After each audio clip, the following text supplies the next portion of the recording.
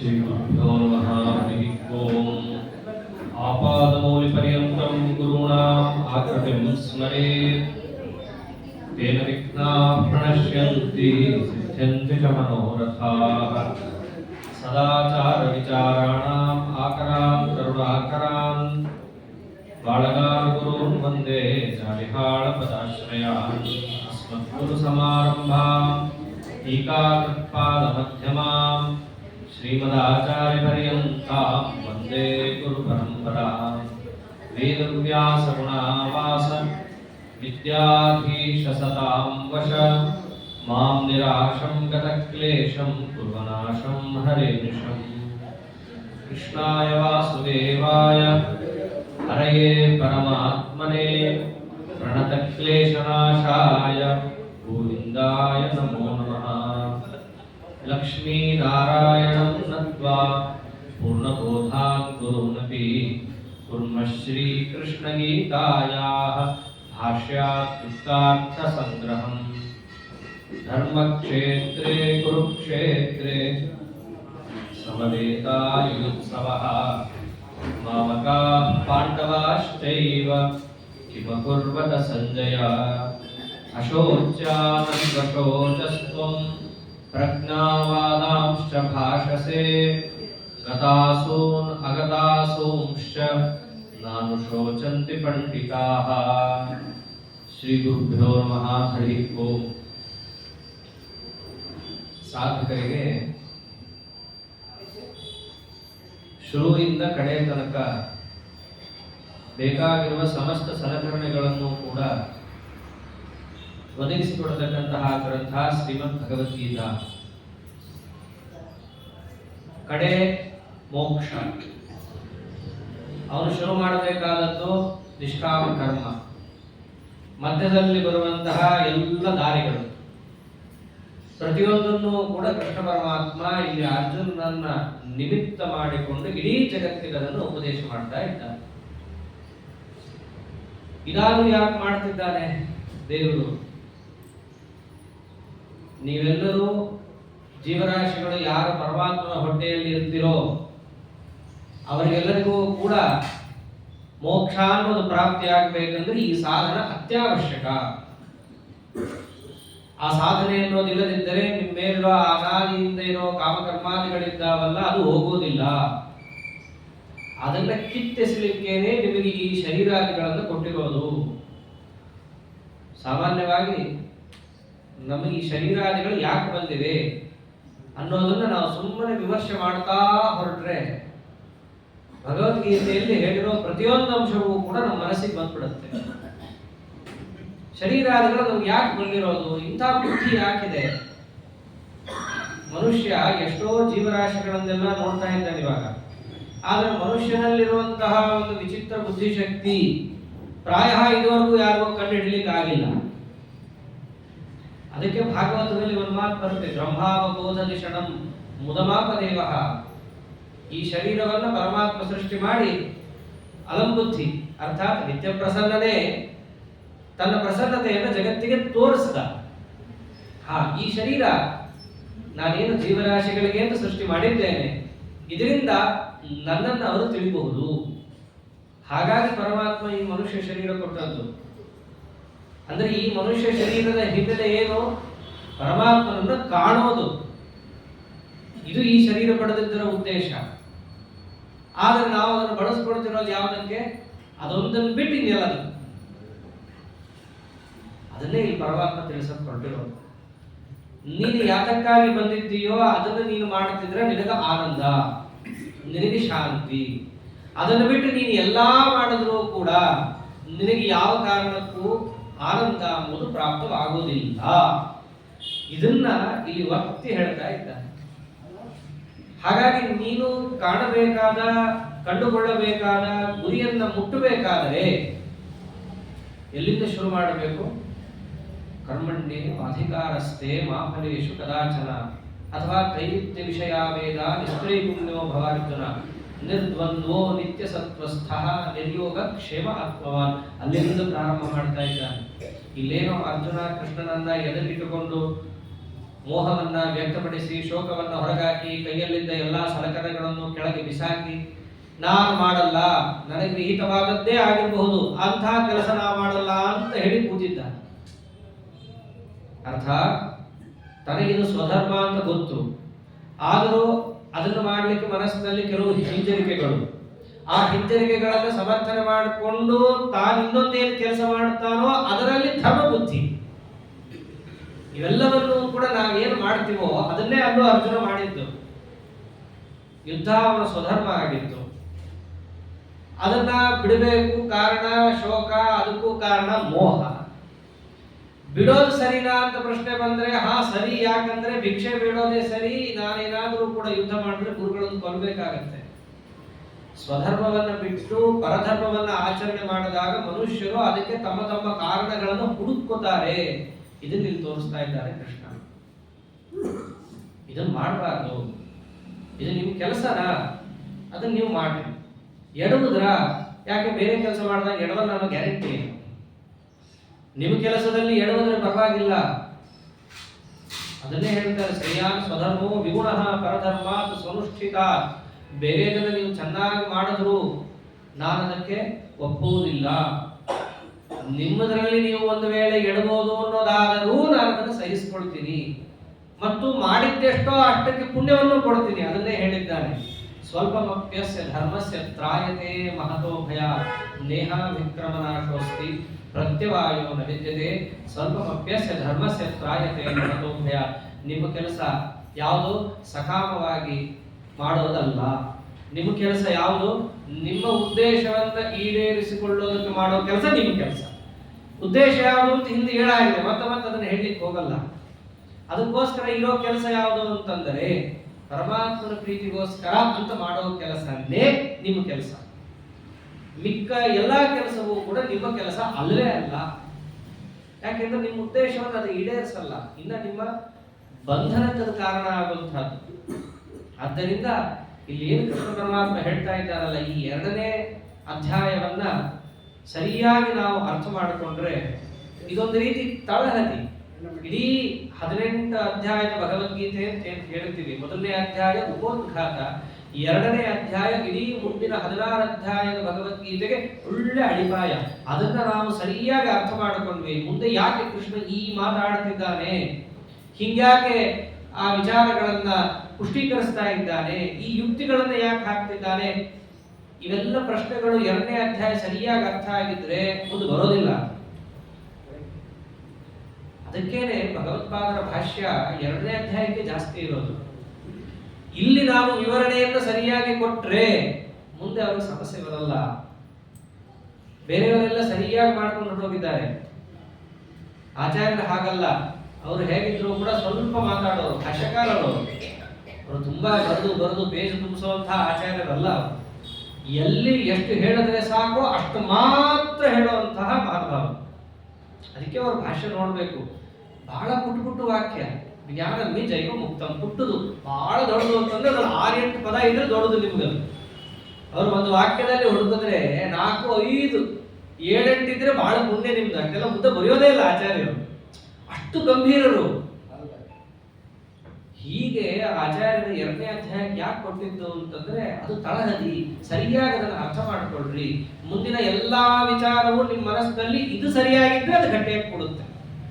Foundation ಎದ್ದಿಗೆ ಕಾಣಲ್ಲ, building ಕಾಣುತ್ತೆ. ಆದ್ರೆ ಬಿಲ್ಡಿಂಗ್ ಗಟ್ಟಿಯಾಗಿರೋದು ಫೌಂಡೇಶನ್ ಗಟ್ಟಿಯಾಗಿದ್ದಾಗ ಮಾತ್ರ. ಹಾಗೆ 2ನೇ ಅಧ್ಯಾಯಕ್ಕೆ ಅಷ್ಟು ಪುಷ್ಟಿಯನ್ನು ಕೊಟ್ಟು ಮಾತಾಡಿದ್ದಾರೆ. ಯಾಕೆ ಹೇಳ್ತಿದ್ದೀವಿ ಅಂದ್ರೆ, ಯಾಕೆ ಆಚಾರ್ಯರು 70 ಶ್ಲೋಕ ಇಷ್ಟು ಎಳೆದಿದ್ದಾರೆ ಅಂತ ಯಾರು ಅನ್ಕೋಬಾರ್ದಲ್ಲ ಅಂತ ಹೇಳ್ತಿರೋದಷ್ಟೇ. ಇನ್ನ ಹೇಳಿರೋದು ಕಮ್ಮಿ. ಆಚಾರ್ಯರ ಗೀತಾ ಭಾಷ್ಯ, ಅದಕ್ಕಿರೋ ಪ್ರಮೇಯ ದೀಪಿಕಾ, ಇನ್ನ ತಾತ್ಪರ್ಯ, ಅದಕ್ಕೆ ಟೀಕಾಕೃತ್ಪಾದರ ಟೀಕೆ, ಅದು 2ಕ್ಕೂ ಕೂಡ ಶ್ರೀಮದ್ ರಾಘವೇಂದ್ರ ತೀರ್ಥ ಗುರುಸಾರ್ವಭೌಮರು ಮಾಡಿಕೊಟ್ಟ ಟಿಪ್ಪಣಿಗಳು, ಅದರಂತೆ ದೊಡ್ಡ ದೊಡ್ಡ ಜ್ಞಾನಿಗಳು ಮಹಾನುಭಾವರು ನರಹರಿ ತೀರ್ಥರೇ ಮುಂತಾದವರು ಮಾಡಿರೋ ವಿವರಣೆಗಳನ್ನೆಲ್ಲವನ್ನ ಕೇಳಬೇಕು ವಸ್ತುತಃ. ಆದ್ರೆ ಅಷ್ಟೆಲ್ಲ ನಮಗೆ ಕೇಳೋದಾಗಲಿ, ಕೇಳಿದ್ರಿಂದ ಹೃದಯದಲ್ಲಿ ಧಾರಣೆ ಮಾಡೋದಾಗಲಿ ಎಲ್ಲದಕ್ಕೂ ಒಂದು ಅವಕಾಶ ಬೇಕಲ್ಲ. ಒಂದು ಸಮಯಾವಕಾಶನೂ ಅದರಲ್ಲಿ ಒಂದು, ಅದೇ ಪ್ರಧಾನ ಅಲ್ಲ. ಸಮಯ ಕೊಟ್ಟು ನಮಗೆ ಅದನ್ನು ತಗೊಳಕ್ಕಾಗಲ್ಲ. ಅಷ್ಟು ದೊಡ್ಡ ಸಾಗರ ಭಗವದ್ಗೀತೆ ಅಂತಂದ್ರೆ. ಅದೇ ಒಂದು ಪ್ರಸ್ಥಾನ ಆಗಬೇಕಂದ್ರೆ ಎಷ್ಟದಕ್ಕೆ ಮಹತ್ವ ಇರಬೇಕು. ಅದನ್ನು ಸಂಪೂರ್ಣವಾಗಿ ಜಗತ್ತಿಗೆ ಬೇಕಾದಷ್ಟು ಅಂಶವನ್ನು ಪರಮಾತ್ಮ ಕೊಟ್ಟಿದ್ದಾನೆ. ಅದರಲ್ಲೂ ಪ್ರಧಾನವಾಗಿ 2ನೇ ಅಧ್ಯಾಯದಲ್ಲಿ ಕೊಟ್ಟಿರೋದು. ಅಷ್ಟು ತಿಳಿಸಿ ಆಗೋಯ್ತಲ್ಲ, ಜೀವನಿಗೆ ಮೋಕ್ಷ ಅವಶ್ಯಕ. ಅದಕ್ಕೋಸ್ಕರ ಇಡೀ ವೇದಶಾಸ್ತ್ರಗಳು ಬಂದಿರೋದು. ಆ ವೇದಶಾಸ್ತ್ರಗಳನ್ನ ಹಾಗೇ ಮನುಷ್ಯ ಅರ್ಥ ಮಾಡ್ಕೊಳ್ಳಿಕ್ಕೆ ಆಗಲ್ಲ, ಅದರ ನಿರ್ಣಯ ಬೇಕು. ಅದಕ್ಕೋಸ್ಕರನೇ ವೇದಶಾಸ್ತ್ರಗಳ ಅರ್ಥವನ್ನು ತೆಗೆದುಕೊಡೋ ಮಹಾಭಾರತವನ್ನು ಬರೆದುಕೊಟ್ಟ. 1,00,000 ಶ್ಲೋಕ. ಈ ಮನುಷ್ಯರು ಪುಟ್ಟು ಬುದ್ಧಿ, ಪುಟ್ಟ ಆಯುಷ್ಯ, ಪುಟ್ಟು ಸಮಯ, ಎಲ್ಲದಕ್ಕಿಂತ ಪುಟ್ಟು ಮನಸ್ಸು, ಇದಕ್ಕೆಲ್ಲ ಎಲ್ಲಿ ತಡ್ಕೊಳಕ್ಕಾಗತ್ತೆ? ಅದಕ್ಕೇನು ಮಾಡ್ದ?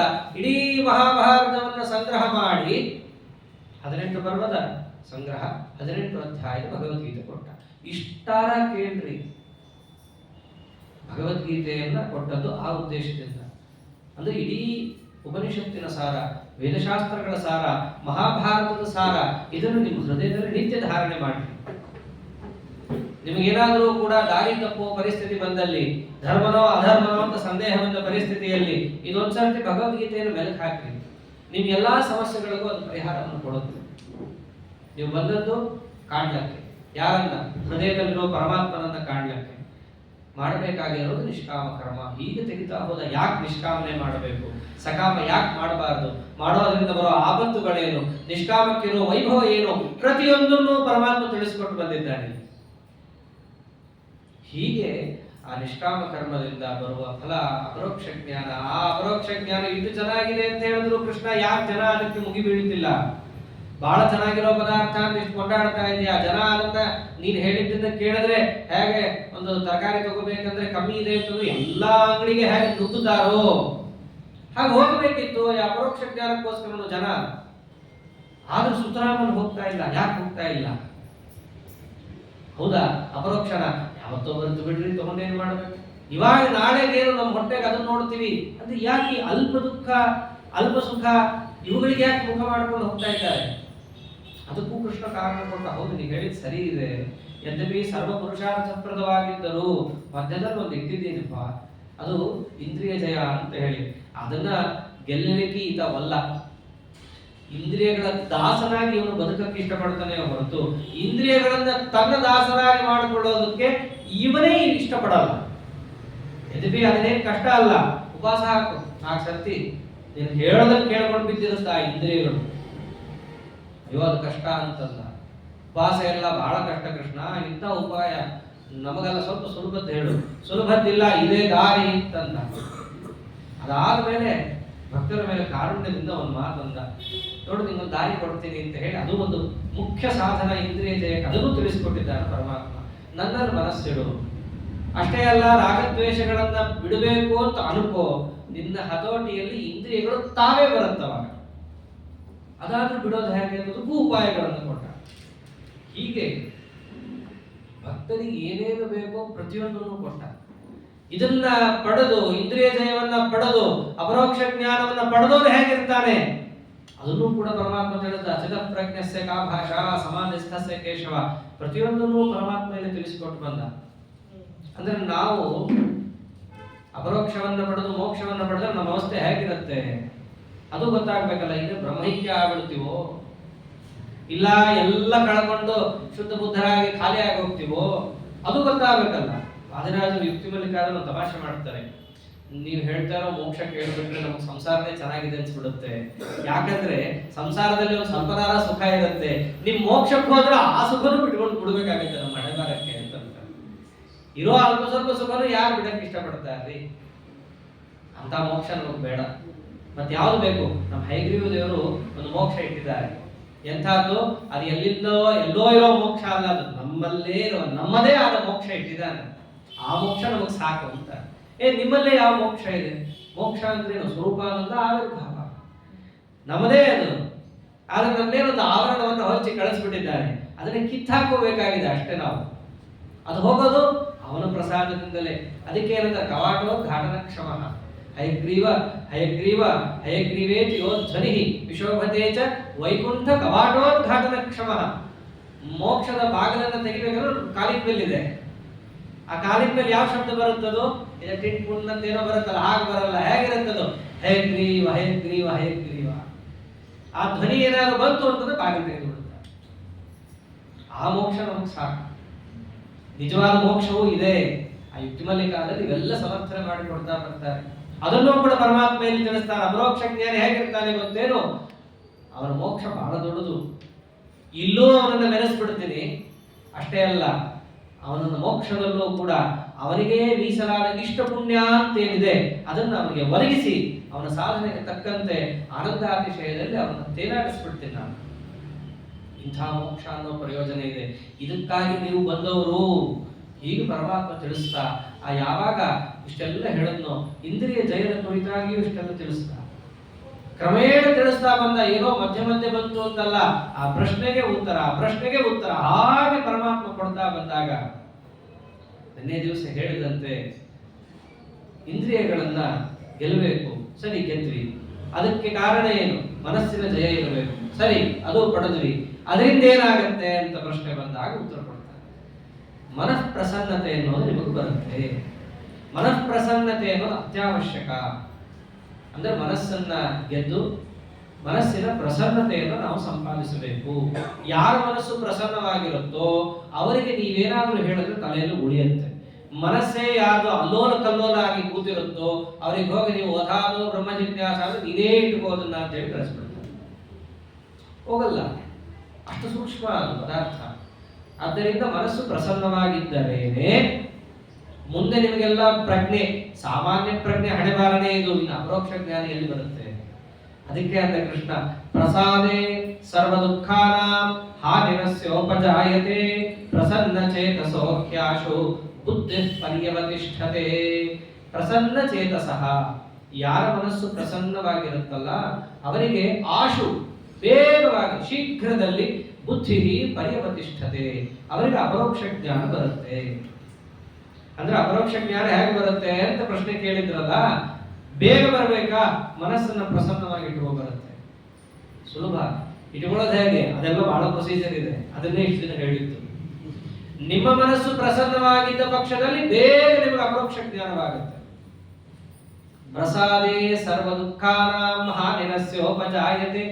ನಿಮಗೆ ಪ್ರಸನ್ನತೆ ಎಂಬುದು ಒದಗಿ ಅಪರೋಕ್ಷ ಜ್ಞಾನ ಪ್ರಾಪ್ತವಾಯಿತು ಅಂದ್ರೆ ಅದರ ಫಲ ಏನು? ಹಿಂದೆ ಹೇಳಿದ್ರು, ಉಭಯ ಸುಕೃತ ದುಷ್ಕೃತೆ, ಎರಡೂ ರೀತಿಯಾದಂತಹ ಪುಣ್ಯ ಪಾಪಗಳನ್ನು ಬಿಟ್ಟು ಬಿಡುತ್ತಾನೆ. ಪುಣ್ಯ ಪಾಪವನ್ನು ಬಿಡೋದೇನು ಎಂದಿಗೂ ಪ್ರಯೋಜನ ಅಲ್ಲ. ಲೋಕದಲ್ಲಿ ಪ್ರಯೋಜನ ಯಾವುದು? ಇಲ್ಲ ಸುಖ ಪ್ರಾಪ್ತಿಯಾಗೋದು, ಇಲ್ಲ ದುಃಖ ಹೋಗೋದು, ಇದು ಪ್ರಯೋಜನ. ಹಿಂದೆ ಅಪರೋಕ್ಷ ಜ್ಞಾನದ ಮಹತ್ವವನ್ನು ಹೇಳಬೇಕಾದ್ರೆ ಅಪರೋಕ್ಷ ಜ್ಞಾನದ ಫಲ ಏನು ಅಂತಂದಿದ್ದ ಕೃಷ್ಣ. ಅಪರೋಕ್ಷ ಜ್ಞಾನ ಬಂತು ಅಂದ್ರೆ ಪುಣ್ಯ ಪಾಪ ಬಿಟ್ಬಿಡ್ತಾನೆ ಅಂತಂದಿದ್ದ. ಆದ್ರೆ ಪುಣ್ಯ ಪಾಪ ಬಿಡೋದೇನು ಸ್ವಂತ ಪ್ರಯೋಜನ ಅಲ್ಲ. ಮತ್ತೆ ಪ್ರಯೋಜನ ಅಲ್ಲದೆ ಇರೋದು ಪ್ರಯೋಜನ ಅಂತ ಯಾಕಂತ ಕೃಷ್ಣ ಮುಂದೆ ಹೇಳ್ತಾನೆ. ಇಲ್ಲಿ ಹೇಳಿದ್ದಾನೆ, ಅಸ್ಯ ಹಾನಿ ಉಪಜಾಯತೆ.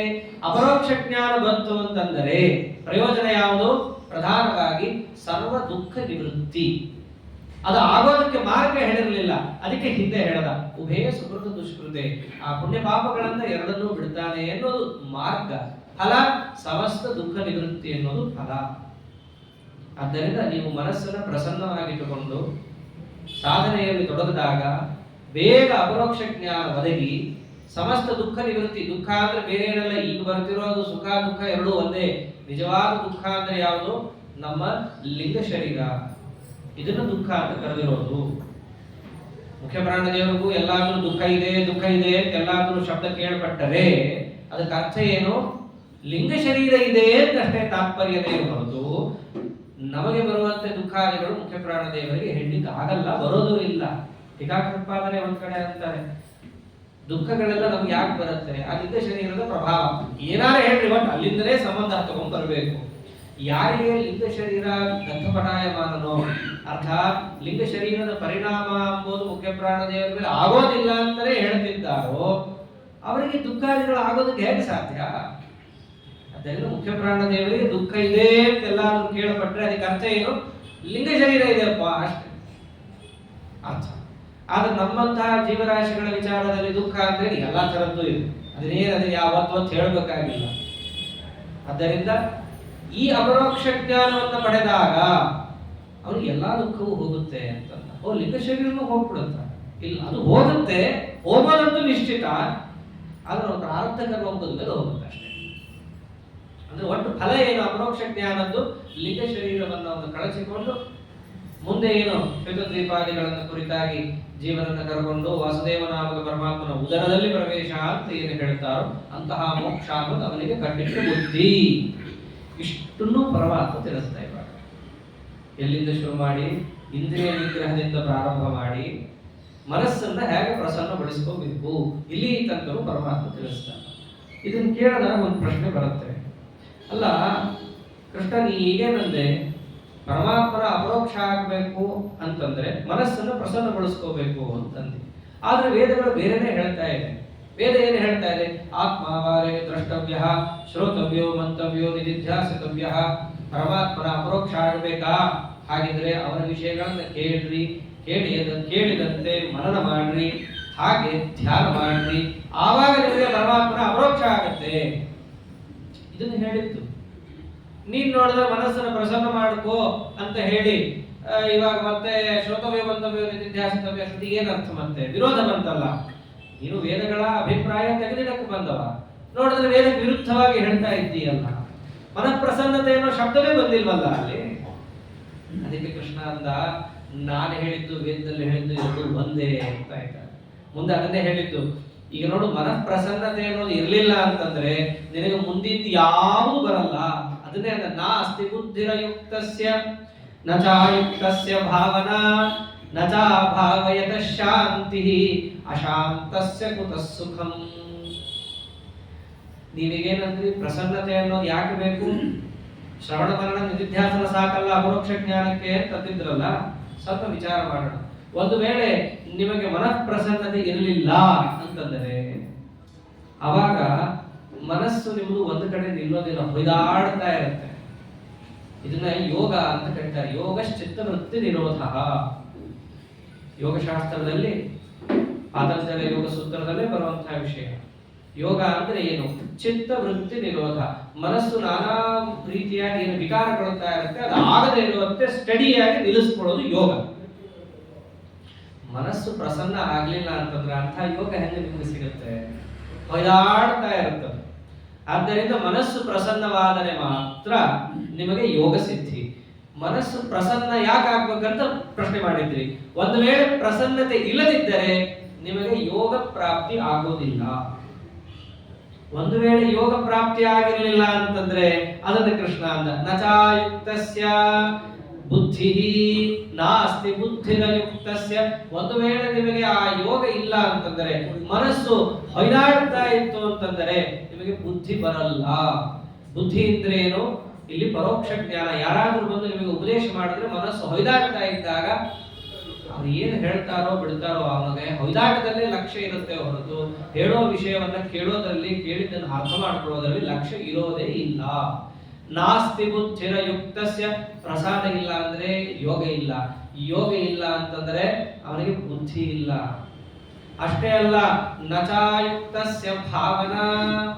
ಒಂದು ವೇಳೆ ನಿಮಗೆ ಯೋಗ ಇಲ್ಲ, ಚಿತ್ತವೃತ್ತಿ ನಿರೋಧ ಇಲ್ಲ, ಮನಸ್ಸು ಹೊಯ್ದಾಡ್ತಿತ್ತು ಅಂದ್ರೆ ಭಾವನಾ ಧ್ಯಾನ ಏನ್ ಮಾಡ್ತೀರಾ? ಧ್ಯಾನ ಅಂದ್ರೆ ಏಕಾಗ್ರವಾಗಿರೋದು, ಒಂದೇ ಕಡೆ ಒಂದನ್ನ ಕೇಂದ್ರೀಕರಿಸಬೇಕಂದರೆ ಅದು ಸ್ಟಡಿಯಾಗಿರ್ಬೇಕು, ಒಂದು ಕಡೆ ನಿಂತಿರಬೇಕು. ಹೊಯ್ದಾಡ್ತಾ ಇದ್ದ ಮನಸ್ಸಿಗೆ ಬುದ್ಧಿನೂ ಬರಲ್ಲ.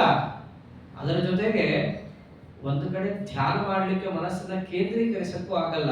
ನೀವೇನಂದ್ರಿ ಶ್ರೋತವ್ಯೋ ಮಂತವ್ಯೋ ನಿಧಿಧ್ಯಾಸಿತವ್ಯ ಅಲ್ವಾ? ಮನಸ್ಸು ಪ್ರಸನ್ನ ಆಗಿಲ್ಲ ಅಂದ್ರೆ ಶ್ರವಣನೂ ಮಾಡಕ್ಕಾಗಲ್ಲ ಕೃಷ್ಣ ಅಂತ.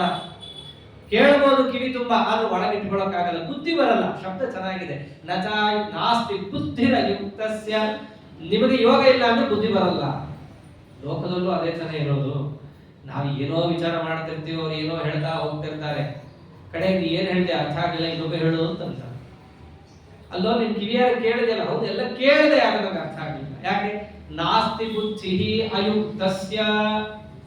ಅಷ್ಟೇ ಅಲ್ಲ, ನಚಾಯುಕ್ತಸ್ಯ. ಕೇಳಕ್ಕೆ ಆಗಲ್ಲ, ಕೇಳಿದ ಅರ್ಥ ಆಗಲ್ಲ ಅಂತಂದ್ರೆ ಧ್ಯಾನ ಏನು ಮಾಡುತ್ತಾನೆ? ನಚಾಯುಕ್ತಸ್ಯ ಭಾವನಾ. ಭಾವನಾ ಅಂತಂದ್ರೆ ಧ್ಯಾನ ಅಂತ.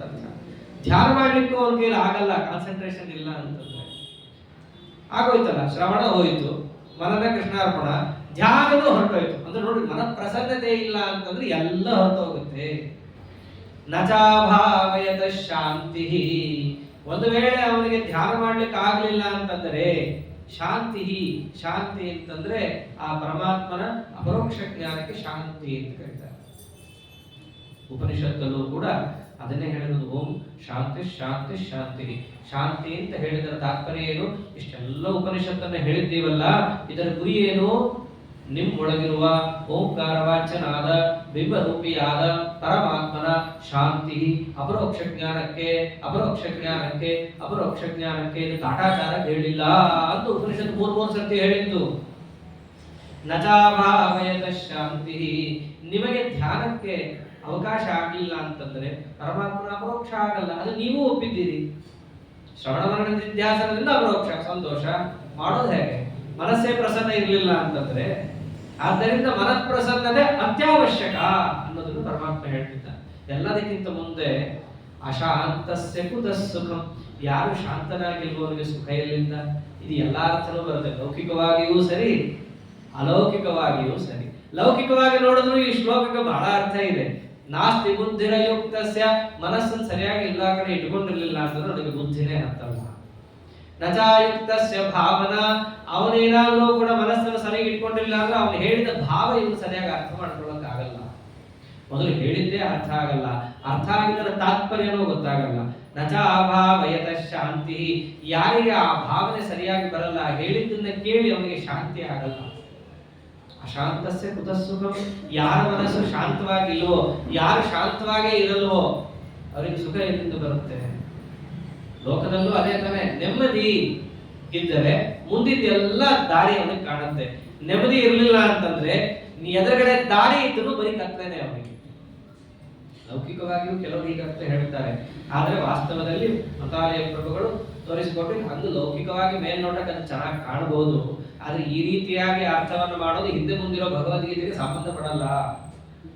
ಅಲ್ಲೇನೋ ಬಂದಿರೋ ತಾತ್ಪೂರ್ತಿಕ ವಾಕ್ಯ ತಗೊಂಡು ಅರ್ಥ ಮಾಡೋದು ಸರಿಯಲ್ಲ. ಆದ್ರೆ ಹಿಂದೆ ಮುಂದಿನ ವಾಕ್ಯಕ್ಕೆ ಸಾಂಗತ್ಯ ಏನಿದೆ ಅಂತ ಹೇಳಿದ್ರೆ ನೆಮ್ಮದಿ, ಬುದ್ಧಿ, ದಾರಿ, ಕತ್ಲೆ ಏನು ಸಂಬಂಧ ಇದೆ?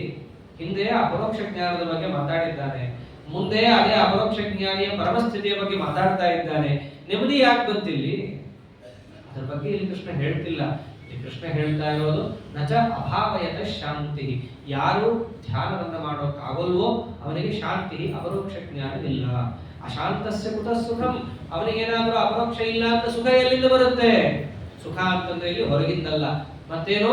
ನಮ್ಮ ಸ್ವರೂಪ ಸುಖರೂಪವಾದ ಮೋಕ್ಷ. ಆದ್ದರಿಂದ ಅಪರೋಕ್ಷಕ್ಕೆ ಬರೀ ಶ್ರವಣ ಮನನ ನಿಧಿಧ್ಯಾಸನ ಅಷ್ಟೇ ಅಲ್ಲ, ಅದಕ್ಕೂ ಮೂಲವಾಗಿ ಯಾವುದು ಬೇಕಾಗತ್ತೆ? ಮನಃಪ್ರಸನ್ನತೆ ಬೇಕು. ಇಲ್ಲೊಂದು ಪ್ರಶ್ನೆ ಬಂತು, ಒಂದು ವೇಳೆ ಮನಸ್ಸಿನ ಯೋಗ ಇರಲಿಲ್ಲ ಅಂತಂದ್ರೆ ಬುದ್ಧಿ ಬರಲ್ಲ. ಬುದ್ಧಿ ಅಂತಂದ್ರೆ ಪರೋಕ್ಷ ಜ್ಞಾನ, ಅದು ಒಪ್ಪಣ, ಯಾಕಂದ್ರೆ ಜಗತ್ತಿನಲ್ಲಿ ಇದೆ. ಆದರೆ ಮನಸ್ಸಿನ ಯೋಗ ಅರ್ಥಾತ್ ಚಿತ್ತವೃತ್ತಿ ನಿರೋಧ ಇಲ್ಲದಿದ್ದರೆ ಧ್ಯಾನನೂ ಮಾಡಕ್ಕಾಗಲ್ಲ ಅಂದ್ಬಿಟ್ಟ ಪರಮಾತ್ಮ ಇಲ್ಲಿ. ಅದು ಹೇಗೆ? ಅದಕ್ಕೇನು ಸಂಬಂಧ? ಕಾರಣ ನಚಾಯುಕ್ತಸ್ಯ ಭಾವನಾ. ಧ್ಯಾನ ಮಾಡಬೇಕು ಅಂದ್ರೆ ಶ್ರವಣ ಮರಣ ಆಗಿದ್ರೆ ಸಾಕು, ಮುಂದೆ ನಿಧಿಧ್ಯಾಸನ ಅವನೇ ಮಾಡ್ತಾನೆ. ಶ್ರವಣ ಮಾಡಕ್ಕೆ ಯೋಗ ಇದ್ರೆ ಸಾಕು, ನಿಧಿಧ್ಯಾಸನಕ್ಕೂ ಯೋಗ ಯಾಕೆ ಬೇಕು? ಕೇಳಿಸ್ಕೊಳ್ಳೋದಂದ್ರೆ ಮನಸ್ಸು ಚೆನ್ನಾಗಿದ್ರೆ ಸಾಕು, ಆಮೇಲೆ ಅವನೇ ಯುಕ್ತಿ ಹಾಕ್ಕೋತಾನೆ, ಆಮೇಲೆ ದೃಢ ಮಾಡ್ಕೋತಾನೆ, ಆಮೇಲೆ ಧ್ಯಾನ ಮಾಡ್ತಾನೆ. ಧ್ಯಾನ ಮಾಡಕ್ಕೂ ಮನಸ್ಸಿನ ಯೋಗಕ್ಕೂ ಎಲ್ಲಿ ಸಂಬಂಧ ಇದೆ? ಶ್ರವಣ ಬೇಸ್, ಅದಕ್ಕೆ ಮೂಲ ಸಾಕು. ಧ್ಯಾನಕ್ಕೂ ಯಾಕೆ? ಪರಮಾತ್ಮ ಎರಡಕ್ಕೂ ಕೊಟ್ಟ, ಶ್ರವಣಕ್ಕೂ ಕೊಟ್ಟ, ನಿಧಿಧ್ಯಾಸನಕ್ಕೂ ಕೊಟ್ಟ, ಎರಡಕ್ಕೂ ಅವಶ್ಯಕ ಅಂತಂದ. ಎರಡಕ್ಕೂ ಯಾಕೆ? ಒಂದಕ್ಕೆ ಹೇಳಿ ಮುಗಿಸ್ಕೊಡ್ಬೋದಲ್ಲ? ಇಲ್ಲ, ಬಹಳ ಅವಶ್ಯಕಪ್ಪ ಅಂತಾನೆ. ಎರಡಕ್ಕೂ ಬೇಕು. ಏನ್ ದೃಷ್ಟಾಂತ ಕೊಡ್ತಾನೆ ಅವಾಗ? ಇಂದ್ರಿಯಾಣ ವಿಚರತಾಂ ಯನ್ಮನೋನುವಿಧೀಯತೆ ತದಸ್ಯ ಹರತೆ ಪ್ರಜ್ಞಾಂ ವಾಯುನ್ನಾಮ ವಿವಂಭಸಿ. ಚೆನ್ನಾಗಿ ದೃಷ್ಟಾಂತ ಕೊಡ್ತಾನೆ. ಶ್ರವಣ ಮಾಡುವಾಗ ಚೆನ್ನಾಗಿತ್ತು ನಿಮ್ಮ ಮನಸ್ಸು, ಆಮೇಲೆ ಬಿಟ್ಬಿಟ್ಟೆ, ಎಲ್ಲಾ ಕಡೆ ಹಾರಾಡ್ತಾ ಇದೆ ಅದು, ಅವಾಗ ನಿನಗೆ ಯೋಗ ಬೇಕಿಲ್ವಾ? ಒಂದು ವೇಳೆ ಅವಾಗ ನೀ ಬೇಡ ಅಂತಂದ್ರೆ ನೀನು ಇಂದ್ರಿಯಗಳೇನು ಸುಮ್ಮನೆ ಕೂತಿರ್ತಾವ ಅನ್ಕೊಂಡಿದ್ದೇನು? ಇಂದ್ರಿಯಾಣ ಹಿ ಚರತಾಂ ಯನ್ಮನೋನುವಿಧೀಯತೆ. ಸಂಸಾರದಲ್ಲಿ ಇದ್ದೀಯಾ ಅಂತಂದ್ರೆ ನಿನ್ನ ಕಣ್ಣೆದುರಿಗೆ ಸಾವಿರಾರು ವಿಷಯ ಇರೋದೇ, ನಾನಾ ಪದಾರ್ಥಗಳಿಗೆ ನಾನಾ ಇಂದ್ರಿಯಗಳ ಸಂಪರ್ಕ ಆಗೋದೇ, ತಪ್ಸಕ್ಕಾಗಲ್ಲ. ಒಂದು ವೇಳೆ ಮನೋಯೋಗ ಇಲ್ಲ ಅಂತಂದರೆ ಮನಸ್ಸು ನಿನ್ನ ಹಿಡಿತದಲ್ಲಿ ಇಲ್ಲ ಅಂತಂದರೆ ಮನಸ್ಸು ಎಲ್ಲೋ ಹೋಗುತ್ತೆ. ನಿನ್ನ ಹಿಡಿತದಲ್ಲಿ ಇಲ್ಲ ಅಂದ್ರೆ ಇಂದ್ರಿಯದ ಹಿಡಿತಕ್ಕೆ ಹೋಗುತ್ತೆ ಅಷ್ಟೇ. ಅದು ಎನ್ ಮನಃ ಅನುಸರಿಸಿಕೊಂಡು ಹೋಗುತ್ತೆ. ಯಾವುದನ್ನ? ಇಂದ್ರಿಯಾಣ. ಎಲ್ಲಾ ಇಂದ್ರಿಯಗಳು ವಿಷಯಕ್ಕೆ ಹೋಗುತ್ತೆ. ನೀನ್ ಮನಸ್ಸನ್ನು ಹಿಡ್ಕೊಂಡಿಲ್ಲ, ಇಂದ್ರಿಯದ ಭಾಗ ಹಿಡ್ಕೊಂಡು ಹೋಗುತ್ತದು. ಇವಾಗ ಏನಾಗುತ್ತೆ ಗೊತ್ತೇನು? ದೊಡ್ಡ ಅನರ್ಥ ಆಗತ್ತೆ. ಏನದು? ತದಸ್ಯ ಹರತಿ ಪ್ರಜ್ಞಾ. ನೀ ಏನು ಪ್ರಜ್ಞೆಯನ್ನು ಸಂಪಾದಿಸಿದ್ಯಲ್ಲ ಶ್ರವಣ ಮಾಡಿ, ಅದನ್ನು ಕಸ್ಕೊಂಡ್ಬಿಡುತ್ತೆ. ಎಲ್ಲ ಕೇಳಿರ್ತೀವಿ, ಯಾಕೆ ನಮ್ಗೆ ಆಗ್ತಾ ಇಲ್ಲ? ಉಪನ್ಯಾಸ ಶ್ರದ್ಧೆಯಿಂದ ಕೇಳ್ತೀವಿ, ಪಾಠ ಶ್ರದ್ಧೆಯಿಂದ ಕೇಳ್ತೀವಿ, ಕೇಳುವಾಗ ಹೌದು ಅಂತಲೇ ಅಂತೀವಿ, ಎಲ್ಲಕ್ಕಿಂತ ಜೋರಾಗೆ ತಲೆ ಅಲ್ಲಾಡಿಸ್ತೀವಿ, ಹೌದು ಮಾಡ್ತೀವಿ, ನಮ್ಮ ಮನಸ್ಸಿಗಾಗಿ ಹಾಗೆ ಅನ್ಸುತ್ತೆ. ಆದರೆ ಇಂದ್ರಿಯಾಣ ವಿಚರತಾಂ ಯನ್ಮನೋ ಅನುವಿಧೀಯತೆ. ಇಂದ್ರಿಯಗಳು ಎಲ್ಲೆಲ್ಲ ಹೋಗುತ್ತೋ ಅದ್ರ ಜೊತೆ ಮನಸ್ಸನ್ನು ಕಳಿಸ್ಬಿಡ್ತೀವಿ, ಹೋಗು ಅಂತ ಹೇಳಿ. ಅವಾಗ ಏನಾಗತ್ತೆ? ತದಸ್ಯ ಹರತಿ ಪ್ರಜ್ಞಾ. ಓದಿದ್ದರ ಎಲ್ಲಾ ಪ್ರಜ್ಞೆಯನ್ನು ಕೂಡ ಅದು ಹರದಿ ಹಂಚಿ ಹಾಳು ಮಾಡಿಬಿಡುತ್ತೆ. ಆದ್ದರಿಂದ ಮನೋಯೋಗ ಬರೀ ಕೇಳೋ ಕಟ್ಟೆ ಸಾಲದಪ್ಪ, ಅದನ್ನು ಸದಾ ಇಟ್ಟುಕೊಂಡಿರ್ಬೇಕು. ಹೇಗೆ ಗೊತ್ತೇನು? ದೃಷ್ಟಾಂತ ಕೊಡ್ತಾನೆ. ವಾಯು ನಾವಂ ಇವ ಅಂಬಸಿ. ಸಮುದ್ರದಲ್ಲಿ ಒಂದು ದೋಣಿ ಇದೆ. ಆ ದೋಣಿಗೆ ಗುರಿ ಮುಟ್ಟಬೇಕು, ದಡ ಸೇರಬೇಕು ಅಂತ ಹೇಳಿ. ಒಂದು ವೇಳೆ ಜೋರಾಗಿ ಗಾಳಿ ಬಂದು ಬೀಸ್ತು ಅಂತಂದ್ರೆ ಏನಾಗುತ್ತೆ? ಎಲ್ಲೋ ಹೋಗಿ ಮುಟ್ಟುತ್ತೆ. ಅದರ ನಿಜವಾದ ಗುರಿ ಏನೋ ಅಲ್ಲಿಗೆ ಹೋಗಿ ಮುಟ್ಟಲ್ಲ. ಹಾಗೆ ಮನಸ್ಸನ್ನ ನೀವು ಹತೋಟಿಯಲ್ಲಿ ಇಟ್ಕೊಂಡಿರ್ಲಿಲ್ಲ, ಇಂದ್ರಿಯಗಳ ಹಿಂದೆ ಬಿಟ್ಟುಬಿಟ್ರಿ ಅಂತಂದ್ರೆ ಹೇಗೆ ದೋಣಿ ಎಲ್ಲಿ ಸೇರ್ಬೇಕೋ ಅಲ್ಲಿ ಸೇರಲ್ಲ.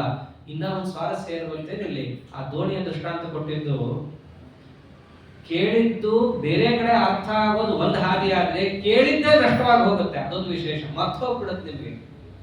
ಇದೊಂದು ವಿಶೇಷ. ದೋಣಿ ಸಮುದ್ರದಲ್ಲಿ ಮುಳುಗೋಗ್ಬಿಡ್ಬೋದು ಗಾಳಿಯಿಂದ, ಇಲ್ಲ ಯಾವುದೋ ದಡಕ್ಕೆ ಹೋಗಿ ಸೇರಿ ಹೋಗ್ಬಿಡ್ಬೋದು. ಎರಡೂ ಆಗೋ ಸಾಧ್ಯತೆ ಇದೆ. ಹಾಗೆ ಆ ದೃಷ್ಟಾಂತ ಕೊಟ್ಟಿದ್ದು. ನಿಮ್ಮ ಮನಸ್ಸನ್ನ ಇಂದ್ರಿಯಗಳ ಹಿಂದೆ ಕಳಿಸಿದ್ರೆ ನಿಮ್ಮ ಹಳೆ ಜ್ಞಾನ ನಷ್ಟವೇ ಆಗಿಬಿಡಬಹುದು. ಕೇಳಿದ್ದೆಲ್ಲ ಮರ್ತೇ ಹೋಗ್ಬಿಡಬಹುದು, ಅಥವಾ ಕೇಳಿದ್ದೆಲ್ಲ ನೀವು ಎಲ್ಲೆಲ್ಲಿಗೋ ಹಂಚ್ಕೊಂಡ್ಬಿಡ್ಬಹುದು. ಅದು ನಿಜವಾದ ಗುರಿ ಏನೋ ಅಲ್ಲಿಗೆ ಮುಟ್ಟಲ್ಲ. ಕೆಲವರು ಇರ್ತಾರಲ್ಲ, ಎಲ್ಲ ಧರ್ಮ ಸೂಕ್ಷ್ಮ ತಿಳ್ಕೊತಾರೆ, ಆಪತ್ ಧರ್ಮ ತಿಳ್ಕೊತಾರೆ, ಎಲ್ಲವನ್ನೂ ತಿಳ್ಕೊತಾರೆ, ತಮಗೆ ಬೇಕಾದ್ರೆ ಹಂಚ್ಬಿಡ್ತಾರೆ. ಆಪತ್ ಧರ್ಮ ಏನ್ ಬಿಡ್ತಾರೆ? ಆಪತ್ ಯಾವಾಗ, ಆಪತ್ತಿನ ಧರ್ಮ ಏನು ಎಲ್ಲ ಮರೆತು ಬಿಡ್ತಾರೆ. ಆಪತ್ ಧರ್ಮ ಎಲ್ಲ ಮಾಡ್ಬೋದು ಅಂತ. ಇವೆಲ್ಲ ಏನು? ವಾಯುನಾವಮಿವ ಅಂಬಸಿ. ಅದೇ ಪ್ರಜ್ಞೆನೆ, ಗುರಿ ಬೇರೆ ಕಡೆ ಹೋಗ್ಬಿಡುತ್ತೆ. ಯಾಕೆ? ಇಂದ್ರಿಯಾನ ವಿಚರತಾಂ ಯನ್ಮನೋ ಅನುವಿಧೀಯತೆ. ನಾವು ಇಂದ್ರಿಯಗಳಿಗೆ ಮನಸ್ಸನ್ನ ಕೊಟ್ಟು ಕಳಿಸ್ಬಿಟ್ಟಿದ್ದೀವಿ. ಹಂಗ ಮಾಡಿದ್ರೆ ಈ ಹಣೆ ಬಾರ. ಈಗ ಅಂತಾರ ಸಾಕ್ಷರ ವಿಪರೀತಾಶ್ರಯ ರಾಕ್ಷಸ ಇವ ಕೇವಲಂ. ಲೋಕದಲ್ಲಿ ಅದೊಂದು ಬಹಳ ಆಗೋಗಿದೆ. ಒಳ್ಳೆ ಪದಾರ್ಥ ಸಿಕ್ಬಿಟ್ಟಿದೆ, ಅದನ್ನ ಏನ್ ಮಾಡೋದು? ಅಬದ್ಧವಾಗಿ ಅದಕ್ಕೊಂದು ಬಿಂಬಿಸಿ ತಪ್ಪಾಗಿ ಅರ್ಥ ಹೇಳೋದು. ಯಾಕೆ ಹಿಂಗಾಗತ್ತೆ? ವಾಯುರ್ನಾವಮಿವ ಅಂಬಸಿ. ಗುರಿ ಬೇರೆ ಕಡೆ ಕೊಟ್ಟು ಬಿಡುತ್ತಾರೆ. ಅದೇ ವಿಷಯನೇ ಗುರಿ ಬೇರೆ ಹೋಗುತ್ತೆ. ಯಾಕೆ? ಗಾಳಿಯಿಂದ ಎಲ್ಲೆಲ್ಲೋ ಗಾಳಿ ಬೀಸಿದ್ರೆ ಎಲ್ಲೋ ಹೋಗುತ್ತೆ. ಅದಕ್ಕೆ ಒಳ್ಳೆ ಕಡೆ ಇರಬೇಕು, ಒಳ್ಳೆ ವಿಷಯಗಳನ್ನೇ ಕೇಳಬೇಕು. ಯಾಕೆ ಹಿಂಗೆ ಹೇಳಿದ್ದಾರೆ? ನೀವು ಕೇಳಿದ್ದು ಸರಿಯಾಗಿ ಉಳಿಬೇಕು ಅಂತಂದ್ರೆ ಇದನ್ನು ಮಾಡಬೇಕು. ಇವತ್ತು ಇಲ್ಲಿ ಹೋಗ್ತೀನಿ, ನಾಳೆ ಇನ್ನೊಂದ್ ಕಡೆ ಹೋಗ್ತೀನಿ, ನಾಳೆ ಅಲ್ಲೊಂದು ಹೋಗ್ತಾರೆ, ಬೆಳಗಿನ ರಾತ್ರಿ ಬಂದ ಅದು ಹೋಗ್ತೀನಿ. ಹಂಗಿದ್ರೆ ಇದು ಹೋಗುತ್ತೆ. ತದಸ್ಯ ಹರತಿ ಪ್ರಜ್ಞಾ. ನಿಮ್ಮ ಎಲ್ಲಾ ಪ್ರಜ್ಞೆಯನ್ನು, ಈಗ ಎಂತ ಪ್ರಜ್ಞೆ? ಪರೋಕ್ಷ ಪ್ರಜ್ಞೆ. ಪರೋಕ್ಷ ಜ್ಞಾನನೇ ಹಾಳಾಗೋಗುತ್ತೆ ಅಂತಂದ್ರೆ ಮರ್ತು ಬಿಡು ಅಪರೋಕ್ಷ ಜ್ಞಾನವನ್ನ. ಆದ್ದರಿಂದ ಮನಃಪ್ರಸನ್ನತೆ ಇಲ್ಲ ಅಂತಂದ್ರೆ ಎಷ್ಟಾಗುತ್ತೆ ನೋಡು. ಆದ್ದರಿಂದ ಮನಃಪ್ರಸಾದ ಅನ್ನೋದು ಅತ್ಯವಶ್ಯಕ. ಹೀಗೆ ಪರಮಾತ್ಮ ಪುಂಖಾನುಪುಂಖವಾಗಿ ಯಾಕೆ ಅಪರೋಕ್ಷ ಜ್ಞಾನವನ್ನ ಜಗತ್ತು ಹೊಂದಲಿಕ್ಕೆ ಹೋಗ್ತಿಲ್ಲ ಗೊತ್ತಾ ಅಂತ ಹೇಳಿ ನಿರೂಪಣೆ ಮಾಡ್ತಾ ಬಂದ. ನೋಡಿ, ಇಂದ್ರಿಯ ಜಯ ಅಂತಿದೆ, ಮನಃಪ್ರಸನ್ನತೆ ಅಂತಿದೆ, ನಮ್ಮವ್ರು ಎಲ್ಲ ಮಾಡ್ಲಿಕ್ಕೆ ಸಿದ್ಧ. ಇಂದ್ರಿಯ ಜಯವನ್ನೊಂದು ಬಿಡಕ್ಕೆ ತಯಾರಿಲ್ಲ. ಎಲ್ಲರೂ ಅದಕ್ಕೆ ದಾಸರಂತೆ, ಅದರಿಂದ ಪರಾಜಿತರಾಗಿ ಇವರು ಕೂತಿರ್ತಾರೆ. ಅದನ್ನ ಗೆಲ್ಲಬೇಕು. ಸುಲಭ ಅಲ್ಲ ಅದು. ಅದೇ ಅಂತ ನೀವು ದುರ್ಲಭಂ ದುರ್ದರ್ಶಂ, ಬಹಳ ಕಷ್ಟದ ಕೆಲಸ ಇದು. ಅದನ್ನ ನೀವು ಮಾಡಬೇಕು. ಅದೇ ಸಾಧನೆ ಅಂತ ಬಂದಿರೋದು. ಯಾಕೆ ನಮಗೆ ಚಾತುರ್ಮಾಸ್ಯ ಇಟ್ಟಿದ್ರಿ? ಒದ್ದಾಡ್ಸಕ್ಕಲ್ಲದು. ಒದ್ದಾಡ್ಲಿ, ಎರಡನೇ ಏಕಾದಶಿ ಹಾಕಿ ಉಪವಾಸ ಬೀಳಲಿ ಯಾಕೆ ಹೇಳಿದ್ದು? ಇವೆಲ್ಲ ಬಂದಿದೆ. ನಿರಾಹಾರಸ್ಯ ದೇಹಿನ ಸ್ಪಷ್ಟ ಬಂದಿದೆ. ಅವೆಲ್ಲ ನಮ್ಮ ಎಲ್ಲಾ ಸಾಧನೆಗಳನ್ನ ಏನೇನು ಹೇಳ್ತಾ ಬಂದಿದ್ದಾರೋ, ಪ್ರತಿನಿತ್ಯದಾಗಿರ್ಬೋದು, ನಿತ್ಯ ನೈಮಿತ್ತಿಕ, ಏನೇನು ನಮಗೇನು ಹೇಳಿದ್ದಲ್ಲ ವ್ರತ ನಿಯಮಾದಿಗಳು, ಪ್ರತಿಯೊಂದು ನಮ್ಮ ಅಪರೋಕ್ಷ ಜ್ಞಾನಕ್ಕೆ ಸಾಧನವಾಗಲಿ ಅಂತಾನೆ ಪರಮಾತ್ಮ ಮಾಡಿಟ್ಟಿರೋದು. ಅವನಿಗೆ ಎಲ್ಲಿ ನಿದ್ದೆ ಬರುತ್ತೀರಿ? ಶೈನಿ ಏಕಾದಶಿ ಅಂತ ಅವನು ಬಂದ್ಕೊಂಡು ಕೃಷ್ಣಾರ್ಪಣ ಪ್ರಳಯನೇ, ಅವನಿಗೆ ನಿದ್ದೆಯೇ ಇಲ್ಲ. ಯಾವ ಪರಮಾತ್ಮ ನಿತ್ಯ ನಮ್ಮ ಕಣ್ಣಲ್ಲಿ ಜಾಗೃತನಾದರೆ ವಿಶ್ವರೂಪಿ ಪರಮಾತ್ಮ, ಅದು ಜಾಗೃತ ಅವಸ್ಥೆ ಅಂತಹದ್ದು ಅವನಿಗೆ ಎಲ್ಲಿಂದ ನಿದ್ದೆ? ಆದ್ರೆ ಏನಕ್ಕೆ ಅವೆಲ್ಲ ಮಾಡಿದ್ದು? ನಿಮಗೆ ಈ ಕೆಲಸವನ್ನು ಮಾಡೋದ್ರಿಂದ, ಈ ಸಾಧನೆಗಳಾಗಿ ಇಂದ್ರಿಯ ನಿಗ್ರಹಾದಿಗಳು ಒದಗಿ ನನ್ನ ಪ್ರೀತಿಗೋಸ್ಕರ ಅಂತ ನೀವು ಮಾಡಿದ್ರಿಂದ ನಿಮಗೆ ಅಪರೋಕ್ಷ ಜ್ಞಾನ ಒದಗಲಿ. ಇದನ್ನ ಏನು ಅನ್ನಬೇಕು? ಪರಮಾತ್ಮನ ಕಾರುಣ್ಯ ಅನ್ನಬೇಕು, ಇಲ್ಲ ಪರಮಾತ್ಮ ಭಕ್ತರ ಮೇಲಿನ ಸ್ಯಾಡಿಸಮ್ ಒದ್ದಾಡ್ಲಿ ಅಂತ ಮಾಡಿದ್ದು ಅನ್ನಬೇಕು. ಇಷ್ಟು ಭಕ್ತರಿಗೆ ಹತ್ತಿರ ಆಗ್ಲಿಕ್ಕೆ ಅವೆಲ್ಲ ಪರಮಾತ್ಮ ಮಾಡಿಕೊಟ್ಟಿದ್ದು ವ್ರತ ನಿಯಮಾದಿಗಳು. ನಾವೇನು ಮೊದಲು ಎಷ್ಟು ಬಿಟ್ಟು ಸಾಕು ಅಂತ ಯೋಚನೆ ಮಾಡ್ತಿರ್ತೀವಿ. ಕೆಲವರು ಹೇಳ್ತಾರೆ ಒಳ್ಳೆ ಮಾತು, ಏನಂತ, 3 ವ್ರತ ಮಾಡ್ರಿ ಸಾಕು ಅಂತ. ಯದ್ಯಪಿ ಇದೆ, ಕಷ್ಟ ಇದೆ, ಏಕಾದಶಿ, ಗೋಕುಲಾಷ್ಟಮಿ, ಕೆಲವರು ಹೇಳಿದ್ದಾರೆ ಅಷ್ಟೇ ಸಾಕು ಅಂತ ಅನ್ಕೊಂಡ್ಬಿಟ್ಟಿದ್ದಾರೆ. ಅಲ್ಲ, ನಿಮ್ ಯೋಗ್ಯತಾಗ ಅಟ್ಟಾರ ಮಾಡ್ರಿ ಅಂತ ತಾತ್ಪರ್ಯ. ಅದು ಅಂದ್ರೆ ಈ ವ್ರತ ನಿಯಮಾದಿಗಳ ಹಿನ್ನೆಲೆ ಎಲ್ಲ ಏನು ಅಂತ ಈ 2ನೇ ಅಧ್ಯಾಯದ ಭಗವದ್ಗೀತೆಯಲ್ಲಿ ನಮಗೆ ಗೊತ್ತಾಗೋದು. ಆ ನಿಷ್ಕಾಮ ಕರ್ಮ ಯೋಗವನ್ನು ಯಾಕೆ ಒತ್ತು ಹೇಳ್ತಿದ್ದಾನೆ, ಯಾಕೆ ವ್ರತ ಮಾಡ್ರಿ, ಅನುಷ್ಠಾನ ಮಾಡ್ರಿ, ಅಷ್ಟಕ್ಕೆ ನಿಂತ್ಕೊಂಡ್ಬಿಡ್ಬೇಡ್ರಿ, ಪ್ರಾಚೀನ ಬಲಿರಾಜಂತರ ಮುಂದೆ ಹೋಗ್ರಿ, ಪ್ರವಚನ ಕೇಳ್ರಿ, ಪ್ರವಚನ ಕೇಳಿದ್ದು ನಿಮ್ ತಲೆ ಗತ್ತಿದ್ರೆ ಅದನ್ನ ಕೇಳೋ ಬಗೆ ಏನು ಅಂತ ತಿಳ್ಕೊಂಡು ಹಾಗೆ ಮತ್ತೊಮ್ಮೆ ಕೇಳ್ರಿ. ಈಗೇನು ಪ್ರವಚನ ಕೇಳ್ತಿದ್ದೀರಿ, ಇದು ಕಥಾ ಶ್ರವಣ ಅಲ್ಲ. ಇದು ಇಲ್ಲಿ ನೀವು ಮಾಡ್ತಿರೋದು ಸತ್ಕಾಲಕ್ಷೇಪ. ವ್ಯತ್ಯಾಸ ಇದೆ ಎಲ್ಲದಕ್ಕೂ.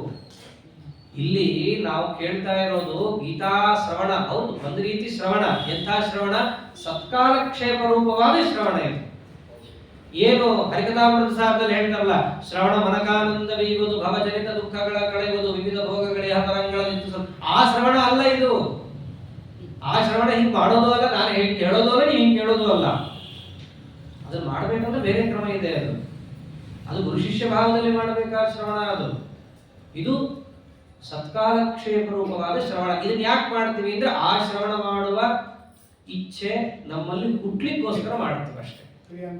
ಅದಾದ್ರೂ ಮಾಡ್ಲಿ, ನೋಡ್ರಿ ಇಷ್ಟೆಲ್ಲ ಇದೆ ಅಂತ ತೋರಿಸ್ಕೊಡ್ತೀವಿ. ಹೌದೌದು ಇಷ್ಟೆಲ್ಲ ಇದೆ, ನಮ್ಗಿನ್ನ ಬೇಕು ಅಂತ ನಿಮಗೆ ಅನಿಸಿ ಮುಂದೆ ನೀವೇ ಬರ್ಲಿ ಅನ್ನೋ ಉದ್ದೇಶದಿಂದ ಇದನ್ನ ಇಟ್ಟಿರೋದು. ರಾಮಾಯಣ ಮಹಾಭಾರತಾದಿಗಳನ್ನ ಹಾಗೆ ಕೇಳಬೇಕು. ಗೀತಾ ಅಂತೂ ಇನ್ನ ಪ್ರಸ್ಥಾನತ್ರಯದಲ್ಲಿ ಒಂದು, ಮತ್ತೆ ಹೇಳೋದೇ ಬೇಡ. ಆದ್ದರಿಂದ ಇಷ್ಟೆಲ್ಲ ಹಿನ್ನೆಲೆ ಇದೆ. ಅದಕ್ಕೆ ಸಾಧನೆಯನ್ನ ಹೀಗೆ ಮಾಡಬೇಕು. ಇದನ್ನ ನಾವು 2ನೇ ಅಧ್ಯಾಯ ಭಗವದ್ಗೀತೆಯಲ್ಲಿ ಒತ್ತಿ ಕೇಳೋದು. ಮುಂದೆ ಹೋಗ್ಬಿಡ್ತಾನೆ ಕರ್ಮಯೋಗ, ಸಾಂಖ್ಯಯೋಗ, ಮಿಶ್ರ, ಮುಂದಿದ್ದು ಬೇರೆನೇ ಇದೆ ಪರಮಾತ್ಮ ಉಪದೇಶ ಮಾಡೋದು. ಇದಿಷ್ಟು ಬೇಸಿಕ್ ಫಂಡಮೆಂಟಲ್ಸ್ ಅಂತಾರಲ್ಲ, ಹಾಗಿದೆ ಇಲ್ಲಿ. ಇಷ್ಟೆಲ್ಲ ಉಪದೇಶವನ್ನ ಮಾಡಿ ಪರಮಾತ್ಮ ಕಡೆಗೆ ತಸ್ಮಾತ್, ಆದ್ದರಿಂದ ಅಂತಂತ ಇಷ್ಟೆಲ್ಲ ಹೇಳಿದ್ನಲ್ಲ. ಏನು? ತಸ್ಮಾದಸ್ಯ ಮಹಾಬಾಹೋ ನಿಗೃಹೀತಾನಿ ಸರ್ವಶಃ ಇಂದ್ರಿಯಾಣಿಂದ್ರಿಯಾರ್ಥೇಭ್ಯಃ ತಸ್ಯ ಪ್ರಜ್ಞಾ ಪ್ರತಿಷ್ಠಿತ. ಎಲ್ಲಿಂದ ಶುರು ಮಾಡಿದ್ದು ಅಲ್ಲಿಂದ ತಂದು ನಿಲ್ಲಿಸ್ತಾ ಇದ್ದಾರೆ. ಅಪರೋಕ್ಷ ಜ್ಞಾನ ಹೇಗೆ ಅಂತ ಕೇಳಿದ್ದ. ತಸ್ಯ ಪ್ರಜ್ಞಾ ಪ್ರತಿಷ್ಠಿತ, ಅವರಲ್ಲಿ ಆ ಅಪರೋಕ್ಷ ಜ್ಞಾನ ಪ್ರತಿಷ್ಠಿತವಾಗುತ್ತೆ. ಹಾಗೆ ತಸ್ಮಾತ್, ಆದ್ದರಿಂದ. ಏನು ಆದ್ದರಿಂದ ಅಂದ್ರೇನು? ಇಂದ್ರಿಯ ನಿಗ್ರಹ ಇರೋದ್ರಿಂದ, ಅಥವಾ ಇನ್ನ ಹಿಂದೆ ಹೇಳೋದಾದರೆ ರಾಗದ್ವೇಷಾದಿಗಳನ್ನು ಬಿಟ್ಟು ಮನಸ್ಸನ್ನು ನಮ್ಮ ಹಿಡಿತದಲ್ಲಿಟ್ಟುಕೊಂಡು ಮನೋನಿಗ್ರಹ ಸಂಪಾದಿಸಿದ್ದರಿಂದ, ಮನೋನಿಗ್ರಹಣೆ ಆದ ಮೇಲೆ ಮನಸ್ಸಿನ ಅಡಿಯಾಳುಗಳಾದಂತಹ ಇಂದ್ರಿಯಗಳ ನಿಗ್ರಹ ಆಗಿದ್ದರಿಂದ, ಮನಸ್ಸನ್ನು ಪ್ರಸನ್ನಗೊಳಿಸಿಕೊಂಡು ಆ ಪ್ರಸನ್ನವಾದ ಮನಸ್ಸಿನಿಂದ ಈ ಯೋಗ ಚಿತ್ತವೃತ್ತಿ ನಿರೋಧವೆಂಬತಕ್ಕ ಯೋಗವನ್ನು ಸಂಪಾದಿಸಿ, ಅಂತಹ ಮನಸ್ಸಿನ ಯೋಗದಿಂದ ಕೂಡಿಕೊಂಡು ಶ್ರವಣ ಮನನ ನಿಧಿಧ್ಯಾಸನಗಳನ್ನು ಮಾಡಿ ಆ ಧ್ಯಾನವನ್ನ ಪರಮಾತ್ಮನಲ್ಲಿ ಯಾವ ಪ್ರಯತ್ನವೂ ಇಲ್ಲದೆ ಮಾಡುವ ಪರಿಸ್ಥಿತಿಗೆ ಒದಗಿದಾಗ ತಸ್ಯ ಪ್ರಜ್ಞಾ ಪ್ರತಿಷ್ಠಿತ. ಇಷ್ಟನ್ನು ಹಿಂದೆ ಹೇಳಿದ್ದಾರೆ ಕೃಷ್ಣ. ಅವಾಗ ನನಗೆ ಪ್ರಜ್ಞೆ ಕೊಡುತ್ತೆ. ಮತ್ತೆ ನಿಷ್ಕಾಮ ಕರ್ಮ ಎಲ್ಲಿ ಬಂತಿಲ್ಲ ಅಂದ್ರೆ ಆ ಮನಸ್ಸು ಸ್ವಚ್ಛತೆ ಅದು ಬಂತಲ್ಲಿ. ಹೀಗೆ ಆ ಪರೋಕ್ಷ ಜ್ಞಾನದ ಒಂದು ತುದಿಗೆ ಮುಟ್ಟಬೇಕಾದ್ರೆ ಏನು ದಾರಿ ಇದೆಯೋ ಅಷ್ಟನ್ನು ತಿಳಿಸಿಕೊಟ್ಟ. ಇವೆಲ್ಲ ಯಾತಕ್ಕೆ ಹೊರಟಿದ್ದು? ಅಪರೋಕ್ಷ ಜ್ಞಾನ ಉಳ್ಳವನು ಹೇಗಿರ್ತಾನೆ, ಅವನ ಲಕ್ಷಣಗಳೇನು, ಅದನ್ನು ಪಡೆಯೋದು ಹೇಗೆ, ಇವೆಲ್ಲ ಬಂದಾಗ ಇಷ್ಟು ಬಂತು. ಆದ್ರೆ ಅರ್ಜುನ ಇನ್ನೊಂದು ಪ್ರಶ್ನೆ ಕೇಳಿದ್ದ ಅಲ್ಲಿ. ಏನಂತ? ಸ್ಥಿತಪ್ರಜ್ಞಸ್ಯ ಕಾಭಾಷ ಸಮಾಧಿಸ್ತಸ್ಯ ಕೇಶವ. ಅಷ್ಟೇ ಅಲ್ಲ, ಆ ಪ್ರಶ್ನೆಗೆ ಇಷ್ಟು ಉತ್ತರ ಕೊಟ್ಟು ಇನ್ನೇನು ಕೇಳಿದ? ಸ್ಥಿತದೀಹಿ ಕಿಂ ಪ್ರಭಾಷೇತ ಕಿಮಾಸೀತ ವ್ರಜೇತವಿ. ಆ ಸಮಾಧಿಯಲ್ಲಿದ್ದಾಗ ಆ ಪರಮಾತ್ಮನನ್ನ ನೋಡ್ತಾ ಆನಂದದಿಂದ ಅವನಲ್ಲೇ ಮುಳುಗಿ ಹೇಗಾಗಿರ್ತಾನೆ ಅಂತಂದ್ರೆ, ನೀವು ಅವನ ಸುತ್ತ ನಗಾರಿ ಬಾರಿಸಿದ್ರು ಕೂಡ ಅವನಿಗೆ ಯಾವ ಪ್ರಜ್ಞೆಯೂ ಇಲ್ಲದೆ ಪರಮಾತ್ಮನಲ್ಲೇ ಮುಳುಗಿ ಹೋಗ್ಬಿಟ್ಟಿರ್ತಾನ ಅವನು. ಹೀಗಿರ್ತಾರೆ ಅಪರೋಕ್ಷ ಜ್ಞಾನಿಗಳು ಅಂತ ಪರಮಾತ್ಮ ಹೇಳಿದ್ದ. ಅರ್ಜುನನು ಅವಾಗ ಕೇಳಿದ್ದ ಅದನ್ನ, ಹೌದು ಇಷ್ಟೆಲ್ಲ ಆನಂದದಲ್ಲಿದ್ದವನು ಹೊರಗೆ ಯಾಕೆ ಬರ್ತಾನೆ? ಅಲ್ಲೇ ಎದ್ಬಿಡ್ಬೋದಲ್ಲ ಅವ್ರಿಗೆ, ಹೊರಗೆ ಯಾಕೆ ಬರ್ತಾನೆ? ಹೊರಗೆ ಬಂದು ಜನರ ಜೊತೆ ಯಾಕೆ ಮಾತಾಡ್ತಾನೆ? ಯಾಕೆ ಏನ್ ಪ್ರಯೋಜನ ಇವುಗಳಿಂದ? ಯಾಕೆಂದ್ರೆ ಪೂರ್ಣ ತಿಳ್ಕೊಂಡ್ಬಿಟ್ಟಿರ್ತಾನೆ, ನನ್ನ ಸುತ್ತಮುತ್ತಲು ಇರುವಂತಹ ಜೀವರಾಶಿಗಳಿಂದಾಗಲಿ, ಶರೀರದಿಂದಾಗಲಿ, ವಿಷಯದಿಂದಾಗಲಿ ನಯಾ ಪೈಸ ಪ್ರಯೋಜನ ಇಲ್ಲ. ಯಾಕೆಂದ್ರೆ ಪರಮ ಪ್ರಯೋಜನವನ್ನು ನಿತ್ಯ ಅನುಭವಿಸ್ತಾ ಇರ್ತಾನ ಅವನು. ಹಂಗಿದ್ಮೇಲೆ ಇಂಥ ತುಚ್ಛವಾದ ಮನುಷ್ಯರ ಜೊತೆ ಅವನು ಯಾಕೆ ಮಾತಾಡ್ತಾನೆ? ಬಟ್ ಮಾತಾಡ್ತಾ ಇದ್ದಾನೆ, ಓಡಾಡ್ತಾ ಇದ್ದಾನೆ, ಕೆಲಸಗಳನ್ನ ನಮ್ಗಿಂತ ಜಾಸ್ತಿ ಮಾಡ್ತಾ ಇದ್ದಾನೆ. ಅದು ನಾವು ಹಿಡ್ಕೊಂಡಿರೋ ಥಾಲಿ ಸೌಟ್ ಹಿಡ್ಕೊಂಡೇ ಮಾಡ್ತಾ ಇದ್ದಾನೆ. ಅವನಿಗೆ ನೀ ಥಾಲಿ ಸೌಟಿಂದು ಆಗಬೇಕಾಗಿಲ್ಲ, ಹೋಗಬೇಕಾಗಿಲ್ಲ. ಯಾಕಂತ ಪರಮಾತ್ಮನ ಕಂಡ ಆಗೋಗಿದೆ. ಇವೆಲ್ಲ ಯಾಕೆ ಮಾಡ್ತಾನೆ? ಇವೆಲ್ಲ ಪ್ರಶ್ನೆ ಕೇಳಿದ್ದ ಅರ್ಜುನ. ಅದಕ್ಕೆ ಇದು ಉತ್ತರ ಕೊಡ್ತಾ ಇದ್ದಾನೆ ಪರಮಾತ್ಮ. ಯಾ ನಿಶಾ ಸರ್ವಭೂತಾನಾಂ ತಸ್ಯಾಂ ಜಾಗರ್ತಿ ಸಂಯಮಿ ಯಸ್ಯಾಂ ಜಾಗೃತಿ ಭೂತಾನಿ ಸಾ ನಿಶಾ ಪಶ್ಯತೋ ಮುನೇಃ. ಬಹಳ ಚೆನ್ನಾಗಿರೋ ಶ್ಲೋಕ. ಸಾಮಾನ್ಯವಾಗಿ ಇದರ ಅರ್ಥ, ಸಾಮಾನ್ಯ ಜಗತ್ತಿಗೆ ಯಾವುದು ಕತ್ತಲೆಯೋ ಅದು ಇವನಿಗೆ ಬೆಳಕು. ಎದ್ದು ಬಿಡ್ತಾನ ಆ ವಿಚಾರದಲ್ಲಿ ಇವನು. ಇವನಿಗೆ ಎಲ್ಲಿ ಜಾಗೃತ ಅವಸ್ಥೆ ಇದೆಯಲ್ಲ, ಆ ಅವಸ್ಥೆ ಬಂದಾಗ ಎಲ್ಲ ಮಲ್ಕೊಂಡ್ಬಿಡ್ತಾರೆ.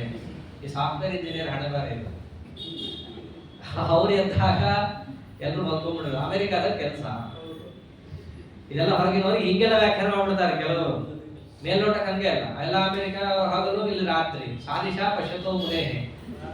ಅಲ್ಲಿ ಅವರು ಹಗಲು ರಾತ್ರಿ ಅವ್ರು ದುಡಿತಿರೋದನ್ನ ಹಿಂಗೆ ಕೆಲವರು ವ್ಯಾಖ್ಯಾನ ಮಾಡ್ತಾರೆ. ಆಧುನಿಕರು ಪಾಪ ಅವರವ್ರು ತೋರಿಸಿದಂತ ಅವರು ವ್ಯಾಖ್ಯಾನ ಮಾಡ್ತಾರೆ. ಆದ್ರೆ ಇಲ್ಲಿ ಸಂಗತಿ ಏನು? ಅರ್ಜುನನ ಪ್ರಶ್ನೆಗೆ ಉತ್ತರ ಕೊಡ್ತಾ ಇದ್ದಾನೆ ಪರಮಾತ್ಮ. ಹೇಳ್ತಿರೋದೇನಿಲ್ಲಿ ದೃಷ್ಟಾಂತ ಬಹಳ ಚೆನ್ನಾಗಿದೆ. ಅವನು ಮಲ್ಕೊಂಡ್ಬಿಟ್ಟಿರ್ತಾನೆ ಜಗತ್ತಿನ ವಿಷಯದಲ್ಲಿ ಅಂತ. ಮಲ್ಕೊಂಡಿರ್ತಾನೆ ಅಂದ್ರೆ ಏನು? ನಿದ್ದೆಗಣ್ಣಲ್ಲಿದ್ದವನು ಹೇಗಿರ್ತಾನೋ ಹಾಗೆ ಜಗತ್ತಿನ ವಿಷಯದಲ್ಲಿ ಇರ್ತಾನೆ. ನಿದ್ದೆಗಣ್ಣಲ್ಲಿದ್ದವನಿಗೆ ಏನಾದ್ರು ನೀವು ಎಬ್ಸಿದ್ರೆ ಮಾಡ್ರೋ, ಆ ಕಡೆ ಹೋಗೋ ಅಂದ್ರೆ ಹೋಗ್ತಾನೋ, ಈ ಕಡೆ ಬಾ ಅಂದ್ರೆ ಬರ್ತಾನೆ. ಅಂದ್ರೆ ಏನು? ಅವ್ನು ಮಾಡ್ಬೇಕು ಅಂತ ಮಾಡ್ತಾನೋ, ಇಷ್ಟಪಟ್ಟು ಮಾಡ್ತಾನೋ ಅಂತಾನೆ. ಏನಪ್ಪಾ ಹೋಗ್ಬೇಕಾ ಹೋಗ್ತಿತ್ತು ಅಂತ ಹೋಗ್ತಾನೋ. ಅಂದ್ರೆ ಯಾವ ವಿಚಾರದಲ್ಲಿ ಜಗತ್ತಿಗೆ ನಿದ್ದೆನೋ, ಯಾವ ವಿಚಾರದಲ್ಲಿ ನಿದ್ದೆ ಅಜ್ಞಾನ, ಪರಮಾತ್ಮನ ವಿಚಾರದಲ್ಲಿ ಅಲ್ಲ ಅವನು ಎದ್ದು ಬಿಟ್ಟಿರ್ತಾನೆ. ಅಲ್ಲ ಅವನು ಯಾವ ನಿದ್ದೆಯೂ ಇಲ್ಲ, ಎಲ್ಲ ಜಾಗೃತ ಅವಸ್ಥೆಯಲ್ಲಿ ಇರ್ತಾನೆ. ಯಸ್ಯಾಂ ಜಾಗೃತಿ ಭೂತಾನಿ, ಎಲ್ಲಿ ಜಗತ್ತು ಎದ್ದು ಕೂತಿರುತ್ತಲ್ಲ, ಎಲ್ಲಿ ಎದ್ದಿರುತ್ತೆ ಈ ವಿಷಯಗಳು, ಆನಂದ, ಇದನ್ನ ಅನುಭವಿಸ್ಬೇಕು, ಇದು ಅನ್ಬೇಕು, ಇದು ಬೇಡ, ಇಲ್ಲಿ ಎದ್ದು ಬಿಟ್ಟಿರ್ತಾರೆ ಜಗತ್ತು. ಆ ವಿಚಾರದಲ್ಲಿ ಅವ್ರು ಹೆಂಗೆ? ಸಾ ನಿಶಾ, ಅದವನು ರಾತ್ರಿ ಇದ್ದಂಗೆ. ಅಲ್ಲೊಂದು ಮಲ್ಕೊಂಡ್ಬಿಟ್ಟಿರ್ತಾನೆ, ಎದ್ದೇಳೋದೇ ಇಲ್ಲ. ಒಂದು ವೇಳೆ ಅವನಿಗೆ ಮಾಡ್ಲೇಬೇಕಾದ ಪರಿಸ್ಥಿತಿ ಬಂದ್ರೆ ಹೆಂಗ್ ಮಾಡ್ತಾನೆ? ಏನಪ್ಪ ಮಾಡ್ಬೇಕಾ, ತಗೋ ಮಾಡ್ತೀವಿ. ಹೀಗೆ ರಾಯರು ದೃಷ್ಟಾಂತ ಕೊಡ್ತಾರೆ. ಹೇಗೆ ಮಾದಕ ವಸ್ತುವನ್ನು ತಗೊಂಡವನು ವ್ಯವಹರಿಸ್ತಾನಲ್ಲ, ಹಾಗಿರುತ್ತೆ ಅಪರೋಕ್ಷ ಜ್ಞಾನಿಗಳು ಜಗತ್ತಿನ ವಿಷಯದಲ್ಲಿ ಮಾಡುವ ವ್ಯವಹಾರ. ಮಾದಕ ವಸ್ತು ತಗೊಂಡವನು ಹೇಗೆ ಏನೇನೋ ತೇರಾಡ್ತಿರ್ತಾನ, ಅವನ್ನೆಲ್ಲ ಅವನು ಇರ್ತಾನೆ, ಆದ್ರೆ ಮಾಡ್ತಿರ್ತಾನೆ, ನಡ್ಕೊಂಡು ಹೋಗ್ತಾನೆ, ಇವೆಲ್ಲ ಮಾಡ್ತಾನ ಅವನು. ಅಂದ್ರೆ ಜಗತ್ತಿನ ಪರಿವೇ ಇಲ್ಲದೆ, ಅದಕ್ಕೆ ಯಾವುದೇ ಬೆಲೆಯನ್ನು ಕೊಡದೆ, ಇದು ನನಗೆ ಪರಮಾತ್ಮ ಕೊಟ್ಟಿರೋ ಸಾಧನೆ, ನನಗೆ ಎಷ್ಟು ಬೇಕು ಅಷ್ಟಕ್ಕೆ ಉಪಯೋಗಿಸ್ಕೊಳ್ತೀನಿ ಅಂತ ಹೇಳಿ ನಿತ್ಯ ಪರಮಾತ್ಮನಲ್ಲೇ ಮುಳುಗಿ ಆ ಆನಂದದಲ್ಲೇ ಇದ್ದು ಹಾಗೆ ಜಗತ್ತಿನ ಜೊತೆ ವ್ಯವಹಾರ ಮಾಡ್ತಿರ್ತಾನವನು. ರಾಯರ ಅದೇ ಮಾತಂದರೆ ಯಥಾ ಮತ್ತಸ್ಯ ಅಂತ. ಅದಾದ್ರೂ ಯಾಕೆ ಮಾಡ್ತಾನೆ? ಅದೊಂದು ಪ್ರಶ್ನೆ ಅಲ್ಲ. ಅಲ್ಲೇ ಒಳಗೆ ಮುಳುಗಿದವನು ಹೊರಗೆ ಯಾಕೆ ಬರ್ತಾನೆ? ಅದು ಪ್ರಧಾನ ಇತ್ತಲ್ಲ ಪ್ರಶ್ನೆ. ಅದಕ್ಕೂ ಉತ್ತರ ಕೊಟ್ಟ. ಸಾನಿಶಾ ಪಶ್ಯತೋ ಮುನೇಹೇ, ಪಶ್ಯತಃ ಮುನೇಹೇ. ನೋಡ್ತಾನೆ, ಮನನೂ ಮಾಡ್ತಾನೆ. ಅದರ ತಾತ್ಪರ್ಯ ಇಷ್ಟಿದೆ ಅಲ್ಲಿ. ಸಾಮಾನ್ಯವಾಗಿ ಅವನು ಸಮಾಧಿ ಅವಸ್ಥೆಯಲ್ಲಿದ್ದಾಗ ಪರಮಾತ್ಮನ ಹತ್ತಿರನೇ ಇರ್ತಾನೆ, ಅವನಿಗೆ ಆನಂದವನ್ನು ಪರಮಾತ್ಮ ಕೊಡ್ತಾನೆ. ದೃಷ್ಟಾಂತಕ್ಕೆ ಹೇಳೋದಾದ್ರೆ, ಈ ಸುಷುಪ್ತಿ ಕಾಲದಲ್ಲಿ ಪ್ರಾಜ್ಞನಾಮಕ ಪರಮಾತ್ಮನ ಹತ್ತಿರ ಜೀವರಾಶಿಗಳೆಲ್ಲರೂ ಹೋಗಿ ಅವನಿಂದ ಸ್ವಲ್ಪ ತಮ್ಮ ಸ್ವರೂಪ ಸುಖ ಏನಿದೆಯೋ ಅದನ್ನ ಸ್ವಲ್ಪ ಪರಮಾತ್ಮ ತೋರಿಸಿ ಕಳಿಸ್ಬಿಡುತ್ತಾನೆ. ಯಾಕೆ? ಚಾರ್ಜ್ ಆಗ್ಬೇಕಲ್ಲ ಬ್ಯಾಟ್ರಿ. ಇದೇ ದುಃಖದಲ್ಲಿದ್ರೆ ನಾಳೆ ಎದ್ದೇಳಲ್ಲ ಅವನು. ಅದಕ್ಕೆ ಏನ್ ಮಾಡ್ತಾನೆ? ಸ್ವಲ್ಪ ಎನರ್ಜಿ ತುಂಬಲಕ್ಕೆ ಏನ್ ಮಾಡ್ತಾನೆ?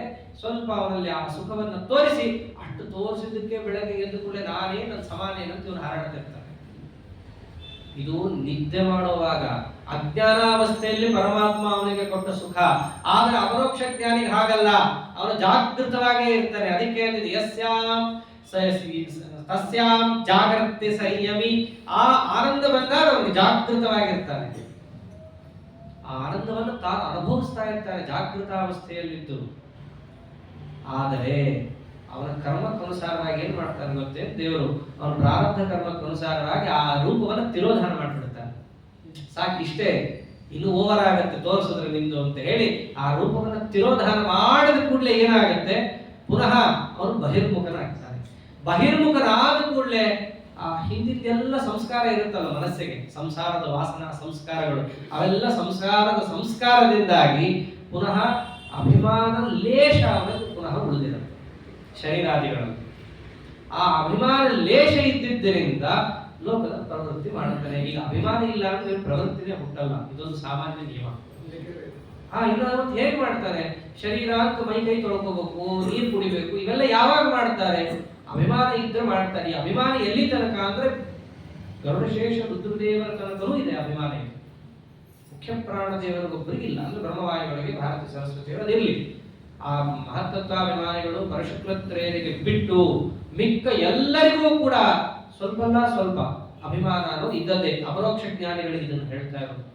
ಆ ಅಭಿಮಾನ ಯಾವಾಗ ಬರುತ್ತೆ, ದೇವರು ತನ್ನ ರೂಪವನ್ನು ತಿರೋಧಾನ ಮಾಡ್ತಾರೆ. ಅದೇ ಯಾಕೆ ಮಾಡ್ತಾರೆ, ಪ್ರಾರಬ್ಧ ಕರ್ಮ ಇದೆ ನಿನಗಿಲ್ಲ.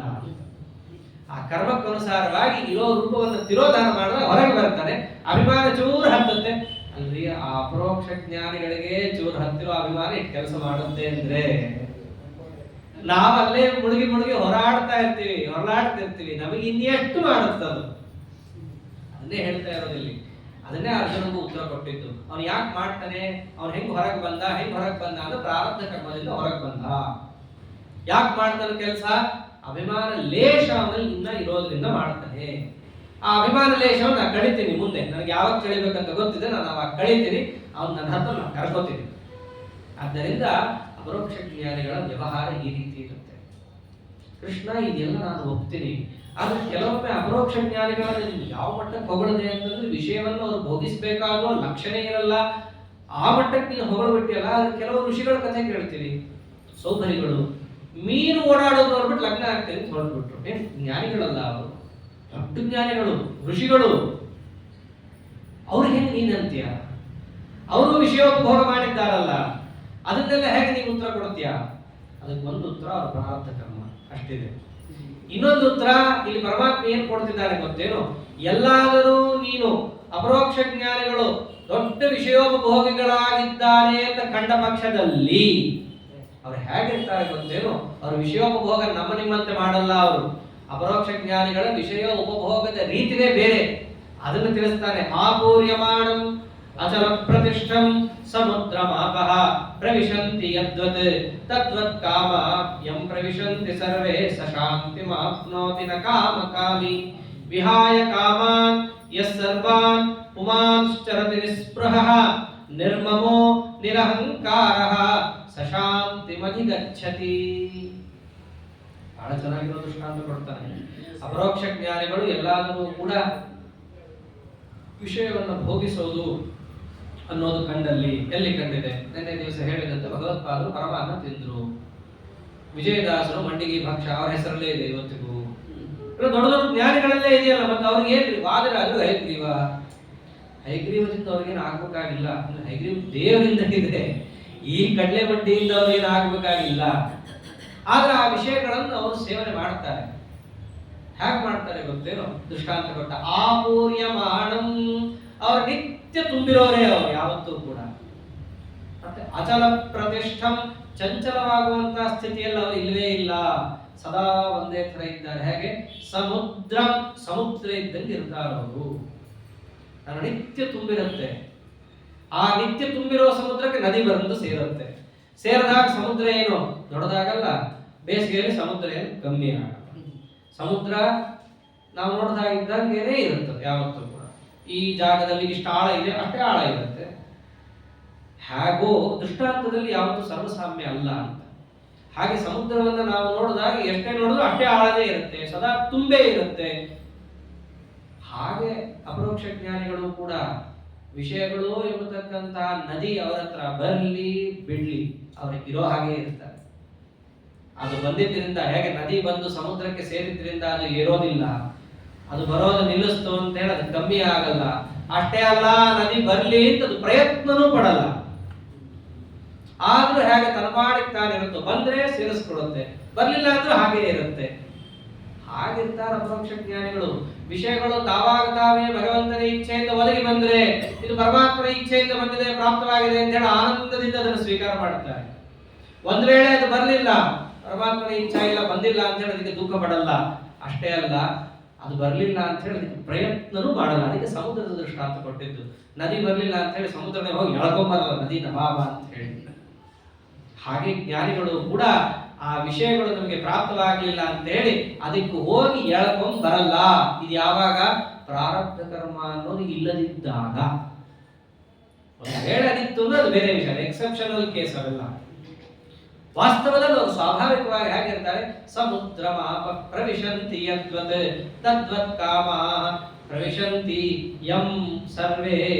ಎಲ್ಲಾ ಕಾಮಾಃ, ಎಲ್ಲಾ ಅಪೇಕ್ಷೆಗಳು ಕೂಡ ಅವರಿಗೆ ಹೇಗೆ ಬರುತ್ತೆ? ಈ ರೀತಿಯಾಗಿ. ಕಾಮ ಅಂದ್ರೆ ಕಾಮದಿಂದ ಬರುವಂತಹ ವಿಷಯೋಪಭೋಗ ಮುಂತಾದವುಗಳು ಅವರಿಗೆ ಈ ರೀತಿಯಲ್ಲಿ ಬರುತ್ತೆ. ಸಶಾಂತಿಮಾಪ್ನೋತಿ, ಅಂತಹ ಅಪರೋಕ್ಷ ಜ್ಞಾನಿ ಮಾತ್ರ ಶಾಂತಿಮಾಪ್ನೋತಿ. ಅಪರೋಕ್ಷ ಜ್ಞಾನ, ಅದರಿಂದ ಬರುವ ಪೂರ್ಣ ಶಾಂತಿ ಅರ್ಥಾತ್ ಮೋಕ್ಷ ಅವನು ಹೊಂದಲಿಕ್ಕೆ ಸಮರ್ಥ. ಹೊರತು ನ ಕಾಮಕಾಮಿ, ಯಾರು ವಿಷಯೋಪಭೋಗದ ಅಪೇಕ್ಷೆ ಉಳ್ಳವನಾಗಿರ್ತಾನೋ ಅವನಿಗೆ ಅಪರೋಕ್ಷ ಜ್ಞಾನ ಬರಲ್ಲ. ನಾನು ಹೇಳಿದ ಮೋಕ್ಷನೂ ಅವನಿಗೆ ಸಿಗಲ್ಲ. ಕೆಲವರು ಇರ್ತಾರಲ್ಲ, ಬರಬೇಕು ಅಂತ ಹೇಳಿ ಸತ್ಯಧ್ಯಾನದಲ್ಲಿ ಬಹಳ ಚೆನ್ನಾಗಿರೋ ದೃಷ್ಟಾಂತ ಕೊಡ್ತಾರೆ ಇದೇ ಗ್ರಂಥದಲ್ಲಿ. ಅವ್ರೇನಂತಾರೆ? ನನಗೆ ಇಂಥ ಸ್ತ್ರೀನೇ ಬೇಕು, ನನಗೆ ಇಂಥ ಮಗನೇ ಬೇಕು, ಆ ಮಗ 22 ವರ್ಷದವನು ಇಂಜಿನಿಯರೇ ಆಗ್ಬೇಕು. ಯಾವಾಗೋ ಅದು ಇನ್ನು ಹುಟ್ಟಿರೋ ಬಾಯಿ ಚಿಪ್ತಿರುತ್ತೆ, ಅವಾಗಲೇ ಇವನು ಶುರು ಮಾಡಿರ್ತಾನೆ ನನಗೆ ಹೀಗೆ ಆಗ್ಬೇಕು. ಇನ್ನು ಅವರು ಚೆನ್ನಾಗಿರೋ ದೃಷ್ಟಾಂತಗಳು ಕೊಡ್ತಾರೆ. ನನಗೆ ಇಂಥ ಅನ್ನದೇ ಬೇಕು, ಇಂಥ ಹಾಸಿಗೆನೇ ಬೇಕು, ಇಂಥ ಕಾರೇ ಬೇಕು, ಇಂಥ ಮೋಟಾರು, ಅವ್ರು ಹೇಳಿದವರು ಮೋಟರ್ ಇತ್ತವಾಗ, ಇಂಥ ಮೋಟಾರೇ ಬೇಕು. ಹೀಗೆಲ್ಲ ನಿಮ್ಮ ಮನಸ್ಸಿನಲ್ಲಿ ಇಚ್ಛೆ ತಗೊಂಡ್ರಿ ಅಂತಂದ್ರೆ ಅದನ್ನ ತೀರ್ಸಕ್ಕೆ ಕಾಲ ಹಾಕ್ಬೇಕು. ಅದಕ್ಕೋಸ್ಕರ ಟೈಮ್ ಇಟ್ರಿ ಅಂತಂದ್ರೆ ಯಾವ ಟೈಮನ್ನು ಕಿತ್ತದಂಗೆ ಆಯ್ತು? ಭಗವದಾರಾಧನೆಗಿದ್ದ ಟೈಮನ್ನೇ ನೀವು ಕಿತ್ತದಂಗೆ ಆಯ್ತು. ಅಲ್ಲಿಗೆ ಭಗವದಾರಾಧನೆ ಹೋಯ್ತು. ದೇವರ ಆರಾಧನೆ ಹೋಯ್ತು ಅಂತಂದ್ರೆ ಏನು? ನಿಷ್ಕಾಮ ಕರ್ಮ, ಇಂದ್ರಿಯ ಜಯ, ಇಷ್ಟೊಂದು ಏನು ಹೇಳಿ ಬಂದಿತ್ತು ಅದಕ್ಕೆಲ್ಲ ತಿಲಾಂಜಲಿ. ಅಲ್ಲಿಗೆ ಅಪರೋಕ್ಷ ಜ್ಞಾನ ಕೃಷ್ಣಾರ್ಪಣ. ನಿನಗೆ ಜನ್ಮಾವಧಿ ನಿನಗೆ ಅಪರೋಕ್ಷನೂ ಇಲ್ಲ, ಸುಖನೂ ಇಲ್ಲ. ತಾನೇ ತನ್ನ ಕೈಯಾರೆ ಹೊಂಡ ತೋಡ್ಕೊಂಡು ಅಲ್ಲಿ ಹೋಗಿ ಬೀಳೋದು ಇದೇನೆ. ನ ಕಾಮಕಾಮಿ. ಹೀಗೆ ಯಾರು ವಿಷಯೋಪಭೋಗದ ಅಪೇಕ್ಷೆ ಉಳ್ಳವನಾಗಿರ್ತಾನೋ ಅವನಿಗೆ ಯಾವತ್ತೂ ಕೂಡ ಮೋಕ್ಷ ಇಲ್ಲ, ಅಪರೋಕ್ಷನೂ ಇಲ್ಲ, ಎಂದದೂ ಇಲ್ಲ. ಮತ್ತೆ ಹೇಗಿರ್ಬೇಕು ಅವನು? ವಿಹಾಯ ಕಾಮಾನ್ಯ ಸರ್ವಾನ್ ಪುಮಾಂಶ್ಚರತಿ ನಿಸ್ಪೃಹಃ. ನಿಸ್ಪೃಹನಾಗಿರ್ಬೇಕು ಮೊದಲನೇ. ನಿಸ್ಪೃಹ ಅಂತಂದ್ರೆ ಸ್ಪೃಹ ಅಂದ್ರೆ ಅಪೇಕ್ಷೆ. ಅಪೇಕ್ಷೆಗಳನ್ನು ಅವನು ಬಿಡಬೇಕು. ಯಾವಾಗ ಅವನ ಅಪೇಕ್ಷೆಯನ್ನು ಬಿಡಕ್ಕಾಗತ್ತೆ? ನಿರ್ಮಮಃ. ಒಂದಕ್ಕೊಂದು ಕಾರ್ಯಕಾರಣ ಭಾವ ಇದೆ. ಅಪೇಕ್ಷೆ ಯಾವಾಗ ಬಿಡ್ತಾನೆ ಗೊತ್ತೇನೋ? ಇದು ನನಗೆ ಬೇಕು, ಇದು ನನಗೆ ಬೇಕು ಅಂತ ಯಾವಾಗ ಅನ್ಕೊಳ್ತಾನೆ? ಅದು ನನಗೆ ಸೇರಿದ್ದು ಅಂತ ಅನ್ನೋ ಭ್ರಾಂತಿ ಬಂದ್ರೆ ಕೇಳ್ತಾನೆ. ಅಂಗಡಿಗೆ ಹೋಗಿ ಈ ಪದಾರ್ಥ ನಮ್ಗೆ ಬೇಕು ಅಂತ ಯಾಕೆ ಅನ್ಕೋತೀವಿ?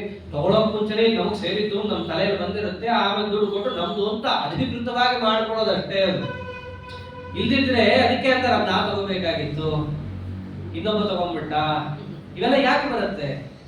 ಆ ಪದಾರ್ಥ ನೋಡ್ತಿರ್ಲಿಕ್ಕೇನೆ ಅದನ್ನ ನಾವು ಹಚ್ಕೊಂಡ್ಬಿಡ್ತೀವಿ. ಪುನಃ ಪುನಃ ನೋಡಿ ಅದ್ರ ಮೇಲೆ ರಾಗ ಮೂಡು ಬಿಡುತ್ತೆ. ಇಷ್ಟ ಇರುತ್ತೋ ಬಿಡುತ್ತೋ ಮಮತಾ ಅನ್ನೋದು ಮೂಡುತ್ತೆ ಅದ್ರ ಮೇಲೆ. ಇದನ್ನೇ ಸ್ಪೃಹ ಅನ್ನೋದು ಬಂತು ಅಂದ್ರೆ ಮಮತೆ ಅನ್ನೋದು ಬರುತ್ತೆ. ಇದು ನಂದು, ಇದಕ್ಕೆ ನಾನು ಒಡೆಯ ಅನ್ನೋ ಬುದ್ಧಿ ಬರುತ್ತೆ. ಒಂದು ವೇಳೆ ಸ್ಪೃಹ ಇರಲಿಲ್ಲ ಅಂತಂದ್ರೆ, ಅದರ ಮೇಲೆ ಅಪೇಕ್ಷಣೆ ಇರಲಿಲ್ಲ ಅಂತಂದ್ರೆ ಅದರ ಮೇಲೆ ಮಮತೆಯೂ ಕೂಡ ಮೂಡಲ್ಲ. ಈ ಮಮತೆ ಯಾಕೆ ಮೂಡುತ್ತೆ? ಮಮತೆ ಮೂಡಿ ಏನಾಗುತ್ತೆ ಅದರಿಂದ? ಅಥವಾ ಅದಕ್ಕೂ ಮೂಲ ಏನು? ಅಹಂಕಾರ. ನನಗೆ ಸಾಮರ್ಥ್ಯ ಇದೆ ಅದನ್ನು ತಗೊಳಕ್ಕೆ, ನಾನು ಅನ್ನೋದು ಜೋರಾಗಿ ಮೂಡಿಬಿಡುತ್ತೆ. ಅದಕ್ಕೆ ಒಂದೊಂದಾಗೆ ಲೈನಾಗಿ ಹೇಳ್ತಾ ಬಂದು ಪರಮಾತ್ಮ. ಮೊದಲು ನಿಸ್ಪೃಹ, ಅದಕ್ಕೆ ಕಾರಣ ಯಾವುದು? ನಿರ್ಮಮಃ, ಅದಕ್ಕೆ ಕಾರಣ ನಿರಹಂಕಾರ. ಆ ಮೂರು ಕ್ರಮೇಣ ಹೇಳ್ತಾ ಬಂದ. ಹೀಗೆ ಯಾರಿರ್ತಾನಲ್ಲ ಅವನಿಗೆ ಮಾತ್ರ ವಿಹಾಯ ಸರ್ವಾನ್ ಕಾಮಾನ್, ಅವನು ಎಲ್ಲಾ ಕಾಮನೆಗಳನ್ನು ಬಿಡ್ಲಿಕ್ಕೆ ಸಾಧ್ಯ. ಅಂದ್ರೆ ಹಿಂದೆ ಹೇಳಿದ್ದಷ್ಟು ಸಂಗ್ರಹ ಮಾಡಿ ಕೊಡ್ತಾ ಇದ್ದಾನೆ. ಆ ಎಲ್ಲಾ ಕಾಮನೆಗಳನ್ನು ನಾವು ಹೇಗೆ ಬಿಡೋದು ಅಂತ ಹೇಳಿ. ಅಂದ್ರೆ ಅಹಂಕಾರ ಅಂತಂದ್ರೆ ಬೇರೇನಲ್ಲ, ನಾನೇ ಕರ್ತ, ಅಹಂ ನಾನೇನೇ, ಕಾರ ಅಂದ್ರೆ ಕರ್ತ, ಕೆಲಸ ಮಾಡೋನು. ಪರಮಾತ್ಮ ಸ್ವತಂತ್ರ ಅನ್ನೋ ಪ್ರಜ್ಞೆ ಹೋಗಿ ಅಹಂಕರ್ತತ್ವ ಜ್ಞಾನ ಇತ್ತು ಅಂತಂದ್ರೆ ಇದೇ ಅಹಂಕಾರ. ಅದು ಬಂತು ಅಂತಂದ್ರೆ ನಾನೇ ಮಾಡೋನು ಅಂತಂದ ಮೇಲೆ ಇದು ನನಗೆ ಯಾಕೆ ಸೀಮಿತ ಆಗಬಾರ್ದು, ಇದಕ್ಕೆ ನಾನ್ಯಾಕೆ ಒಡೆಯನಾಗಬಾರ್ದು ಅಂತ ಮುಂದೆ ಮಮತೆ ಬರುತ್ತೆ. ಇದೇ ಮಮತಾ ಶಬ್ದಾರ್ಥ. ಯಾಕೆ ನಾನು ಒಡೆಯನಾಗಬಾರ್ದು ಅಂತ ಬರುತ್ತೋ, ಇದ್ಯಾಕೆ ನನಗೆ ಸೇರಬಾರ್ದು, ಅಲ್ಲಿಗೆ ಸ್ಪೃಹ ಅನ್ನೋದು ಹುಟ್ಟುತ್ತೆ. ನಿಮ್ಮ ಅಧಪತನಕ್ಕೆ ಅದು ಒಳ್ಳೆ ಜಾರಬಂಡೆ ಆಗುತ್ತೆ. ಆದ್ದರಿಂದ ನೀವು ಸಮಸ್ತ ಕಾಮನೆಗಳನ್ನು ಬಿಡಬೇಕು ಅಂದ್ರೆ ಈ ರೀತಿಯಾಗಿ, ಯಾಕೆ ಸುಮ್ಮನೆ ನಮ್ಮ ಹಿರಿಯರೆಲ್ಲ ಬೋರ್ಡ್ ಹಾಕ್ತಾರೆ, ಈ ಓದಲೆಲ್ಲ ಹರಿಸರ್ವೋತ್ತಮ ಹರಿಸರ್ವೋತ್ತಮ ಹರಿಸರ್ವೋತ್ತಮ ಯಾಕೆ ಹಾಕ್ತಾರೆ ಅದನ್ನ ಬೋರ್ಡ್? ಹುಚ್ಚ, ಅದು ಮೂಲ. ಕೃಷ್ಣನು ಕೂಡ ಅದನ್ನೇ ಅಂದಿದ್ದು, ನಿರ್ಯೋಗ ಕ್ಷೇಮ ಆತ್ಮವಾನ್, ಪರಮಾತ್ಮನನ್ನ ಸರ್ವೋತ್ತಮ ಅಂತ ಮೊದಲು ತಿಳ್ಕೊ. ಬೆಳಗಾಗಿದ್ದು ನಾವು ಏನು ಹೇಳ್ತೀವೋ ಬಿಡ್ತೀವೋ ಅಂದ್ರೆ ತಾತ್ಪರ್ಯ ಬಿಡೋದಲ್ಲ, ಇದನ್ನ ಹೇಳಲೇಬೇಕು. ಯಾವುದು? ಹರಿಸರ್ವೋತ್ತಮ ವಾಯುಜೀವ. ಅದು ಎಷ್ಟು ನಮ್ಮ ಮನಸ್ಸಿನಲ್ಲಿ ಗಟ್ಟಿಯಾಗಿ ಮೂಡುತ್ತೋ ಮುಂದೆ ನಾವು ಮಾಡುವ ಪ್ರತಿಯೊಂದು ಸಾಧನೆಗೂ ಅಷ್ಟೇ ಅರ್ಥ. ಅದು ಬಿಟ್ಟು ಏನೋ ಮಾತ್ರ ಗೊತ್ತಿದ್ದೀವ್ರಿ ಹೇಳ್ತಿದ್ದೀವಿ, ನಮ್ಗೆಲ್ಲ ಅಂತ ಭಾವನೆ ಇಲ್ಲ ಅಂತ ಏನಾರ ಹೇಳ್ಕೊಂಡು ತಿರುಗಾಡಿದ್ರೆ ಅಲ್ಲಿಗೆ ನೀವು ಅನೇಕ ಜನ್ಮಗಳಿಂದ ಮಾಡ್ಕೊಂಡು ಬಂದ ಪುಣ್ಯ ಎಲ್ಲ ಒಡೆಯಲ್ಲಿ ನೀವೇ ಹಚ್ಚಿ ತೊಳೆದಂಗೆ ಅಷ್ಟೇ. ಆದ್ದರಿಂದ ನಮ್ಮ ಅನುಸಂಧಾನ ಯಾವ ಮಟ್ಟದ್ದಾಗಿರಬೇಕು, ಆ ಅನುಸಂಧಾನದಿಂದ ಯಾವ ಪ್ರಯೋಜನಗಳಿವೆ, ಇದನ್ನ ಇಲ್ಲಿ ಪರಮಾತ್ಮ ತಿಳಿಸ್ತಾ ಇದ್ದಾನೆ. ಸಶಾಂತಿ ಮದಿಗಚ್ಚತಿ, ಯಾರು ಹೀಗೆ ಅನುಸಂಧಾನ ಇಟ್ಟುಕೊಂಡು ಸಾಧನೆಯಲ್ಲಿ ತೊಡಗುತ್ತಾರಲ್ಲ ಅವನಿಗೆ ಮೋಕ್ಷ, ಇಲ್ಲದಿದ್ದರೆ ಮೋಕ್ಷ ಇಲ್ಲ. ಹೀಗೆ ಭಗವದ್ಗೀತಾಗ ಅಂತ ಹೇಳಬೇಕು. ಅದು ಬಿಟ್ಟು ಲೌಕಿಕವಾಗಿ ಏನೋ ನಾಲ್ಕಾರು ಶಬ್ದ ಸಿಕ್ತು ಅಂತ ಹೇಳಿ ಸಿಕ್ಕಾಗ ಅದನ್ನ ತಿರುಗಿಸಿದ್ರೆ ಏನಿಲ್ಲ, ಅವರೇ ಹಾಸ್ಯಾಸ್ಪದ ಆಗ್ತಾರೆ. ಹೌದಪ್ಪ ಈ ಶಬ್ದಕ್ಕೆ ಈ ಅರ್ಥ, ಮುಂದೇನೋ ಹೇಳ್ತಿದ್ದಾನೆ ಹಿಂದೇನೋ ಹೇಳ್ತಿದ್ದಾನೆ, ಸಂಬಂಧ ಏನು, ಒಂದಕ್ಕೊಂದು ಕೂಡಲ್ಲ. ನಾವು ಈ ರೀತಿಯಾಗಿ ಭಗವದ್ಗೀತೆಯ ಅರ್ಥವನ್ನು ನೋಡಬೇಕಾಗುತ್ತೆ. ಹೀಗೆ ಅಪರೋಕ್ಷ ಜ್ಞಾನ ಅಂಬೋದು ಬರುತ್ತೆ. ಯಾವಾಗ ಇಂಥ ಅಪರೋಕ್ಷವನ್ನು ಅವರು ಪಡಿತಾರೋ, ಏಷಾ ಬ್ರಾಹ್ಮಿ ಸ್ಥಿತಿ ಪಾರ್ಥ ನೈನಾಂ ಪ್ರಾಪ್ಯ ವಿಮುಹ್ಯತಿ ಸ್ಥಿತ್ವಾ ಸ್ಯಾಮಂತ ಕಾಲೇಪಿ ಬ್ರಹ್ಮ ನಿರ್ವಾಣ ಪೃಚ್ಛತಿ. ಏಷಾ ಬ್ರಾಹ್ಮಿ ಸ್ಥಿತಿ. ಈಗ ನಾನು ನಿನಗೆ ಏನು ಹೇಳಿದ್ದೀನಲ್ಲ, ಮನಸ್ಥಿತಿ, ದೇಹಸ್ಥಿತಿ, ಕಾರ್ಯಸ್ಥಿತಿ, ಎಲ್ಲ ಸ್ಥಿತಿಗಳು ಏನು ಹೇಳಿದ್ದೀನಲ್ಲ, ಇವೆಲ್ಲ ಯಾರದ್ದು ಗೊತ್ತೇನು? ಬ್ರಾಹ್ಮಿ ಸ್ಥಿತಿ. ಬ್ರಹ್ಮನನ್ನ ಪಡೆಯಲಿಕ್ಕೋಸ್ಕರವಾಗಿ ಹೋಗಬೇಕಾದ್ರೆ ನಾವು ಯಾವ್ಯಾವ ರೀತಿಯಲ್ಲಿರಬೇಕು ಅನ್ನೋ ಸ್ಥಿತಿ ನಾನು ಹೇಳಿದ್ದು. ಅಥವಾ ಬ್ರಾಹ್ಮಿ ಸ್ಥಿತಿ, ಯಾರು ಬ್ರಹ್ಮನನ್ನ ಕಂಡಿದ್ದಾನೋ ಅಪರೋಕ್ಷ ಜ್ಞಾನಿ ಅವನು ಹೇಗಿರ್ತಾನೆ ಅನ್ನೋ ಸ್ಥಿತಿ. ಅಂದ್ರೆ ಸಿದ್ಧ ಸಾಧ್ಯ. ಅಪರೋಕ್ಷ ಜ್ಞಾನಿ ಹೀಗಿರ್ತಾನೆ, ಈ ಮಾರ್ಗದಲ್ಲಿರ್ತಾನೆ, ಹೀಗೆ ಅನುಷ್ಠಾನ ಮಾಡ್ತಿರ್ತಾನೆ. ನೀನು ಅಪರೋಕ್ಷ ಜ್ಞಾನಿ ಆಗ್ಲೇಬೇಕು, ಆಗಬೇಕಾದರೆ ಅಲ್ಲ, ಆಗ್ಲೇಬೇಕು. ಆಗಬೇಕಾದ್ರೆ ನೀನು ಕೂಡ ಈ ದಾರಿಯಲ್ಲಿರ್ಬೇಕು. ಏಷಾ ಬ್ರಾಹ್ಮೀ ಸ್ಥಿತಿ ಪಾರ್ಥ, ಈ ಸ್ಥಿತಿಯನ್ನ ನೀನು ಹೊಂದಬೇಕಾಗತ್ತೆ. ಹೊಂದಿದಾಗ ನೈನಾಂ ಪ್ರಾಪ್ಯ ವಿಮುಹ್ಯತಿ, ಇದನ್ನ ನೀನು ಮುಟ್ಟಿದಾಗ, ಅಪರೋಕ್ಷ ಜ್ಞಾನ ಪಡೆದಾಗ ನಿನಗೆ ಶೋಕ ಮೋಹಾದಿಗಳು ಇರೋದಿಲ್ಲ. ತರತಿ ಶೋಕಂ ಆತ್ಮವಿತ್ ಅಂತ ಇದನ್ನೇ ಹೇಳಿದರು. ಪರಮಾತ್ಮನನ್ನ ತಿಳಿದಾಗ ನಿಮ್ಮ ಎಲ್ಲಾ ಶೋಕ ಮೋಹಗಳು ಕೂಡ ದೂರ ಹೋಗುತ್ತೆ. ಅಷ್ಟೇ ಅಲ್ಲ, ಆ ಪರಮಾತ್ಮನನ್ನ ಇವಾಗೇನೋ ಚೆನ್ನಾಗಿ ತಿಳ್ಕೊಂಡ್ಬಿಡ್ತೀವಿ ಅಂತಲ್ಲ, ನಿಜವಾಗಿಯೂ ಮೋಕ್ಷ ಯಾವಾಗ ಪಡಿತಾನೆ ಗೊತ್ತೇನು ಅದನ್ನು ಹೇಳ್ಬೇಕಲ್ಲ. ಯಾವಾಗ ಪಡಿತಾನೆ ಮೋಕ್ಷ? ಅಪರೋಕ್ಷ ಜ್ಞಾನ ಬಂದಲ್ಲಿ ಕಾಯಿ, ನಿನ್ ಟರ್ನ್ ಬರೋ ತನಕ ಅಂತಂದ್ರೆ ಇಲ್ಲ. ನಿಶ್ಚಿತಂ ಬ್ರೂಹಿ ತನ್ಮೆ, ನಿಶ್ಚಯವಾಗಿ ಹೇಳ್ಬೇಕಲ್ಲ ಕೃಷ್ಣ. ಯಾವಾಗ ಗೊತ್ತಾ ನಿನಗೆ ಮೋಕ್ಷ? ಬ್ರಹ್ಮ ನಿರ್ವಾಣ ರಚ್ಚತಿ. ನಿರ್ವಾಣಂ, ಬಾಣ ಅಂತಂದ್ರೆ ಶರೀರ, ನಿರ್ವಾಣ ಅಂತಂದ್ರೆ ಈ ಪ್ರಾಕೃತ ಶರೀರ, ಅರ್ಥಾತ್ ಪ್ರಾಕೃತ ಶರೀರದ ಅಭಾವ, ಅರ್ಥಾತ್ ಅಪ್ರಾಕೃತದ ಅವಸ್ಥೆ ಏನಿದೆಯಲ್ಲ, ಅಂತಹ ಅಪ್ರಾಕೃತನಾದ ಪರಬ್ರಹ್ಮ ಅವನನ್ನು ನೀನು ಹೊಂದುತ್ತೀಯ, ಅಂದ್ರೆ ಮೋಕ್ಷವನ್ನು ಹೊಂದುತ್ತೀಯ. ಯಾವಾಗ ಗೊತ್ತೇನು? ಸ್ಥಿತ್ವಾ ಸ್ಯಾಂ ಅಂತಕಾಲೇಪಿ, ಅಂತ್ಯಕಾಲದಲ್ಲೂ ಕೂಡ ನೀನೇನಾದರೂ ಇದೇ ಅವಸ್ಥೆಯಲ್ಲಿದ್ದ ಪಕ್ಷದಲ್ಲಿ, ಅಂದ್ರೆ ಅಪರೋಕ್ಷ ಜ್ಞಾನಿಯ ಅವಸ್ಥೆಗಳನ್ನು ಹೇಳಿದ್ದಾರೆ, ಆ ಅವಸ್ಥೆಯಲ್ಲಿ ನೀನು ಅಂತ್ಯಕಾಲದಲ್ಲೂ ಇರಬೇಕು. ಅವಾಗ ಮಾತ್ರ ಇರ್ತೀನಿ ಅಂದ್ರೆ ಅಲ್ಲ, ಮೊದಲು ಇರಬೇಕು, ಮಧ್ಯದಲ್ಲೂ ಇರಬೇಕು, ಅಂತಕಾಲೇಪಿ ಅವಾಗಲೂ ಇರಬೇಕು. ಅವಾಗ ಮಾತ್ರ ಬ್ರಹ್ಮ ನಿರ್ವಾಣ ಉಚ್ಚತಿ, ಆಗ ನೀನು ಮೋಕ್ಷಕ್ಕೆ ಹೋಗ್ತೀಯ. ಅರ್ಥ ಏನು? ಅಪರೋಕ್ಷ ಜ್ಞಾನಿ ಆದರೂ ಕೂಡ ಅವನಿಗೆ ಅಂತ್ಯಕಾಲದಲ್ಲಿ ಭಗವನ್ನಾಮ ಸ್ಮರಣೆ ಬರಲ್ಲ. ಇದನ್ನು ಹೇಳ್ತಾ ಇದ್ದಾರೆ ಇಲ್ಲಿ ಆಚಾರ್ಯರು. ಗೀತಾ ಭಾಷ್ಯದಲ್ಲಿ ಇದನ್ನು ಸ್ಪಷ್ಟ ಮಾಡಿಕೊಡ್ತಾರೆ. ಯಾಕೆ ಹೀಗಾಗತ್ತೆ? ವಸ್ತುತಃ ತತ್ವ ಏನು? ಪರಮಾತ್ಮನ ಸ್ಮರಣೆ ನಮ್ಮ ಅಂತ್ಯಕಾಲದಲ್ಲಿ ಬಂತು ಅಂತಂದ್ರೆ ಪುನಃ ಅವನು ಸಂಸಾರಕ್ಕೆ ಬರಲ್ಲ. ಅದು ಬರೋದು ಯಾವಾಗ ಅಂದ್ರೆ ಚರ್ಮ ಶರೀರದಲ್ಲಿ ಮಾತ್ರ. ಅಲ್ಲಿ ತನಕ ಏನು ಮತ್ತೆ? ಅಲ್ಲಿ ತನಕ ಅವನಿಗೆ ತನ್ನ ಮೂಲ ರೂಪದ ಸ್ಮರಣೆನೋ ಮತ್ತೊಂದರ ಸ್ಮರಣೆಯನ್ನೋ ಪರಮಾತ್ಮ ತಂದೆ ತರ್ತಾರೆ ಪ್ರಾರಬ್ಧ ಕರ್ಮದ ನಿಮಿತ್ತದಿಂದ. ಇಲ್ದಿದ್ರೆ ಮೋಕ್ಷಕ್ಕೆ ಹೋದ್ರೆ ಬ್ರಹ್ಮದೇವರು ಏನ್ ಮಾಡ್ಬೇಕ್ರಿ? ನಾವೇ ಅಪರೋಕ್ಷ ಜ್ಞಾನಿಗಳು ಅಂತ ಹಾರಾಡೋದ್ರಿಂದ ಬ್ರಹ್ಮದೇವರು ಇನ್ನೆಷ್ಟು ಮಾಡಬೇಕು? ಮುಖ್ಯ ಪ್ರಾಣದೇವರು ಎಷ್ಟು ಮಾಡಬೇಕು? ಅವರಿನ್ನ ಇದ್ದಾರೆ. ಒಂದು ಸಾಮಾನ್ಯ ನಿಯಮ, ಅಪರೋಕ್ಷ ಜ್ಞಾನಿ ಆದರೂ ಕೂಡ ಅವರಿಗೆ ಇನ್ನ ಶರೀರಗಳಿದ್ದಾವೆ ಅಂತಂದರೆ ಇನ್ನ ಪ್ರಾರಬ್ಧ ಕರ್ಮಗಳು ಅವರಿಗೆ ಇದ್ದೇ ಇದ್ದಾವೆ ಅಂತ ಅರ್ಥ. ಅಷ್ಟೇ ಅಲ್ಲ, ಅಂತ್ಯಕಾಲದಲ್ಲಿಂದ ಭಗವನ್ನಾಮ ಸ್ಮರಣೆ ಅವರಿಗಿನ್ನ ಬಂದಿಲ್ಲ ಅಂತ ಅರ್ಥ. ಆಚಾರ್ಯ ದೃಷ್ಟಾಂತನೂ ಕೊಡ್ತಾರೆ. ಪರ್ವಗಳ ಗಟ್ಟಲೆ ಉಪದೇಶ ಮಾಡಿದ ಭೀಷ್ಮಾಚಾರ್ಯರಿಗೇನೆ ಅಂತ್ಯಕಾಲದಲ್ಲಿ ಮರಣ ಬರಲಿಲ್ಲ. 3 ರೂಪಾಯಿ ಎದುರಿಗೆ ಕಣ್ಣೆದುರಿಗೆ ಇದ್ರು ಬರ್ಲಿಲ್ಲ. ಯಾಕೆ ಬರ್ಲಿಲ್ಲ? ಅವನು ತರಿಸ್ಲಿಲ್ಲ ಅಷ್ಟೇ. ಅವನು ಕೊಡೋನ್ರಿ ಸ್ಮರಣೆ. ನಾವು ಮಾಡ್ತೀವಿ ಅಂದ್ರೆ ಆಗತ್ತಾ? ಹಂಗೇನಾರು ಆಗೋದಿದ್ರೆ ಎಲ್ಲರೂ ಎಕ್ಸಾಮ್ ಅಲ್ಲಿ 100 ತೆಗಿಬೇಕು. ನಮ್ಮ ಅಧೀನನೇ ಇದ್ರೆ ಸ್ಮರಣೆ. ಸಾಮಾನ್ಯವಾಗಿರೋ ಸ್ಮರಣೆನೇ ನಮ್ಮ ಅಧೀನ ಅಲ್ಲ. ಇನ್ನು ಅವ್ರ ಸ್ಮರಣೆಯನ್ನು ಅವ್ನು ಯಾಕೆ ಕೊಡ್ತಾರಂತೆ ಕಾಲದಲ್ಲಿ? ಕೊಡಲ್ಲ. ಅಪರೋಕ್ಷ ಜ್ಞಾನಿಗಳಿಗೆ ಕೊಡಲ್ಲ, ನಮಗಂತೂ ಕೊಡೋದೇ ಇಲ್ಲ. Ruled out. ಹಂಗಂತೇಳಿ ಏನು ಮುಗಿದೋಯ್ತಲ್ರಿ, ಬಿಟ್ಟೆ ಬಿಡೋಣ ಅಂತಂದ್ರೆ ಆ ಅವಸ್ಥೆಗೆ ಮುಟ್ಟಬೇಕು. ಅದನ್ನೇ ಹೇಳಿದ್ರು, ಏಷಾ ಬ್ರಾಹ್ಮಿ ಸ್ಥಿತಿ ಪಾರ್ಥ. ನಿನಗೆ ಬೇರೆ ದಾರಿ ಇಲ್ಲ. ನಾಣ್ಯ ಪಂಥ ವಿದ್ಯತೆ ಏನಾಯ, ಸಿಗಲ್ಲ ಬಿಡು ಅಂತ ಹೇಳಿ ಬಿಡಂಗಿಲ್ಲ. ನೀನ್ ಹಂಗೆ ಹೋಗ್ಬೇಕು. ಯಾಕೆ? ನಿನಗೆ ಮೋಕ್ಷ ಅಂತ ಬೇಕಲ್ಲ. ನೀನ್ ಹಿಂಗ ಸಾಧನೆ ಮಾಡಬೇಕು, ಹಿಂಗ ಹೋಗ್ಬೇಕು, ಅಪರೋಕ್ಷ ಜ್ಞಾನವನ್ನ ಪಡಿಬೇಕು. ಅದು ಪಡೆದ ಮೇಲೂ ಕೂಡ ಏನ್ ಮಾಡ್ತೀನಿ? ಅನೇಕ ಜನ್ಮಗಳು ನಿಂದೇನು ಪ್ರಾರಂಭ ಏನ್ ಅಪರೋಕ್ಷ ಜ್ಞಾನ ಆದ ಕೂಡಲೇ ಆಗೋಗುತ್ತೇನೋ. ಕೆಲವೊಮ್ಮೆ ಅದು ಆಗತ್ತೆ. ಭೋಗೇನಂತಿದ್ದರೆ ಕ್ಷಮಯಿತ್ವಾದ ಸಂಪತ್ಸತೆ ಅನ್ನೋ ಸೂತ್ರದಲ್ಲಿ ಹೇಳಬೇಕಂದ್ರೆ, ಒಂದು ವೇಳೆ ಪ್ರಾರಬ್ಧ ಕರ್ಮ ಮುಗಿದೋಗಿತ್ತು ಅಂತಂದ್ರೆ, ಅದೇ ಜನ್ಮದಲ್ಲಿ ಅವ್ರಿಗೆ ಅಪರೋಕ್ಷ ಆಗಿತ್ತು ಅಂತಂದ್ರೆ, ಅದೇ ಜನ್ಮದ ನಂತರನೇ ಅವನಿಗೆ ಮೋಕ್ಷ. ಇದು ಯಾಕೆ ಹೇಳಿದ್ದು? ಹಂಗ ಆಗಲ್ಲ. ತಾತ್ಪರ್ಯ ಕೇಸ್ ನಾನಾ ಥರದ್ದಿರುತ್ತೆ. ಅಂತ್ಯ ಜನ್ಮದಲ್ಲೇ ಆಯ್ತಪ್ಪ, ಅವಾಗಲೇ ಮೋಕ್ಷ. ಒಂದು ವೇಳೆ ಆಗ್ಲಿಲ್ಲ, ಅವ್ರಿಗೆ ಆಗೋದೇ ಇಲ್ಲ. ಅವ್ರಿಗೆ ಪ್ರಾರಬ್ಧ ಕರ್ಮ ಮುಗಿದ ಮೇಲೆನೆ ಆಗೋದು.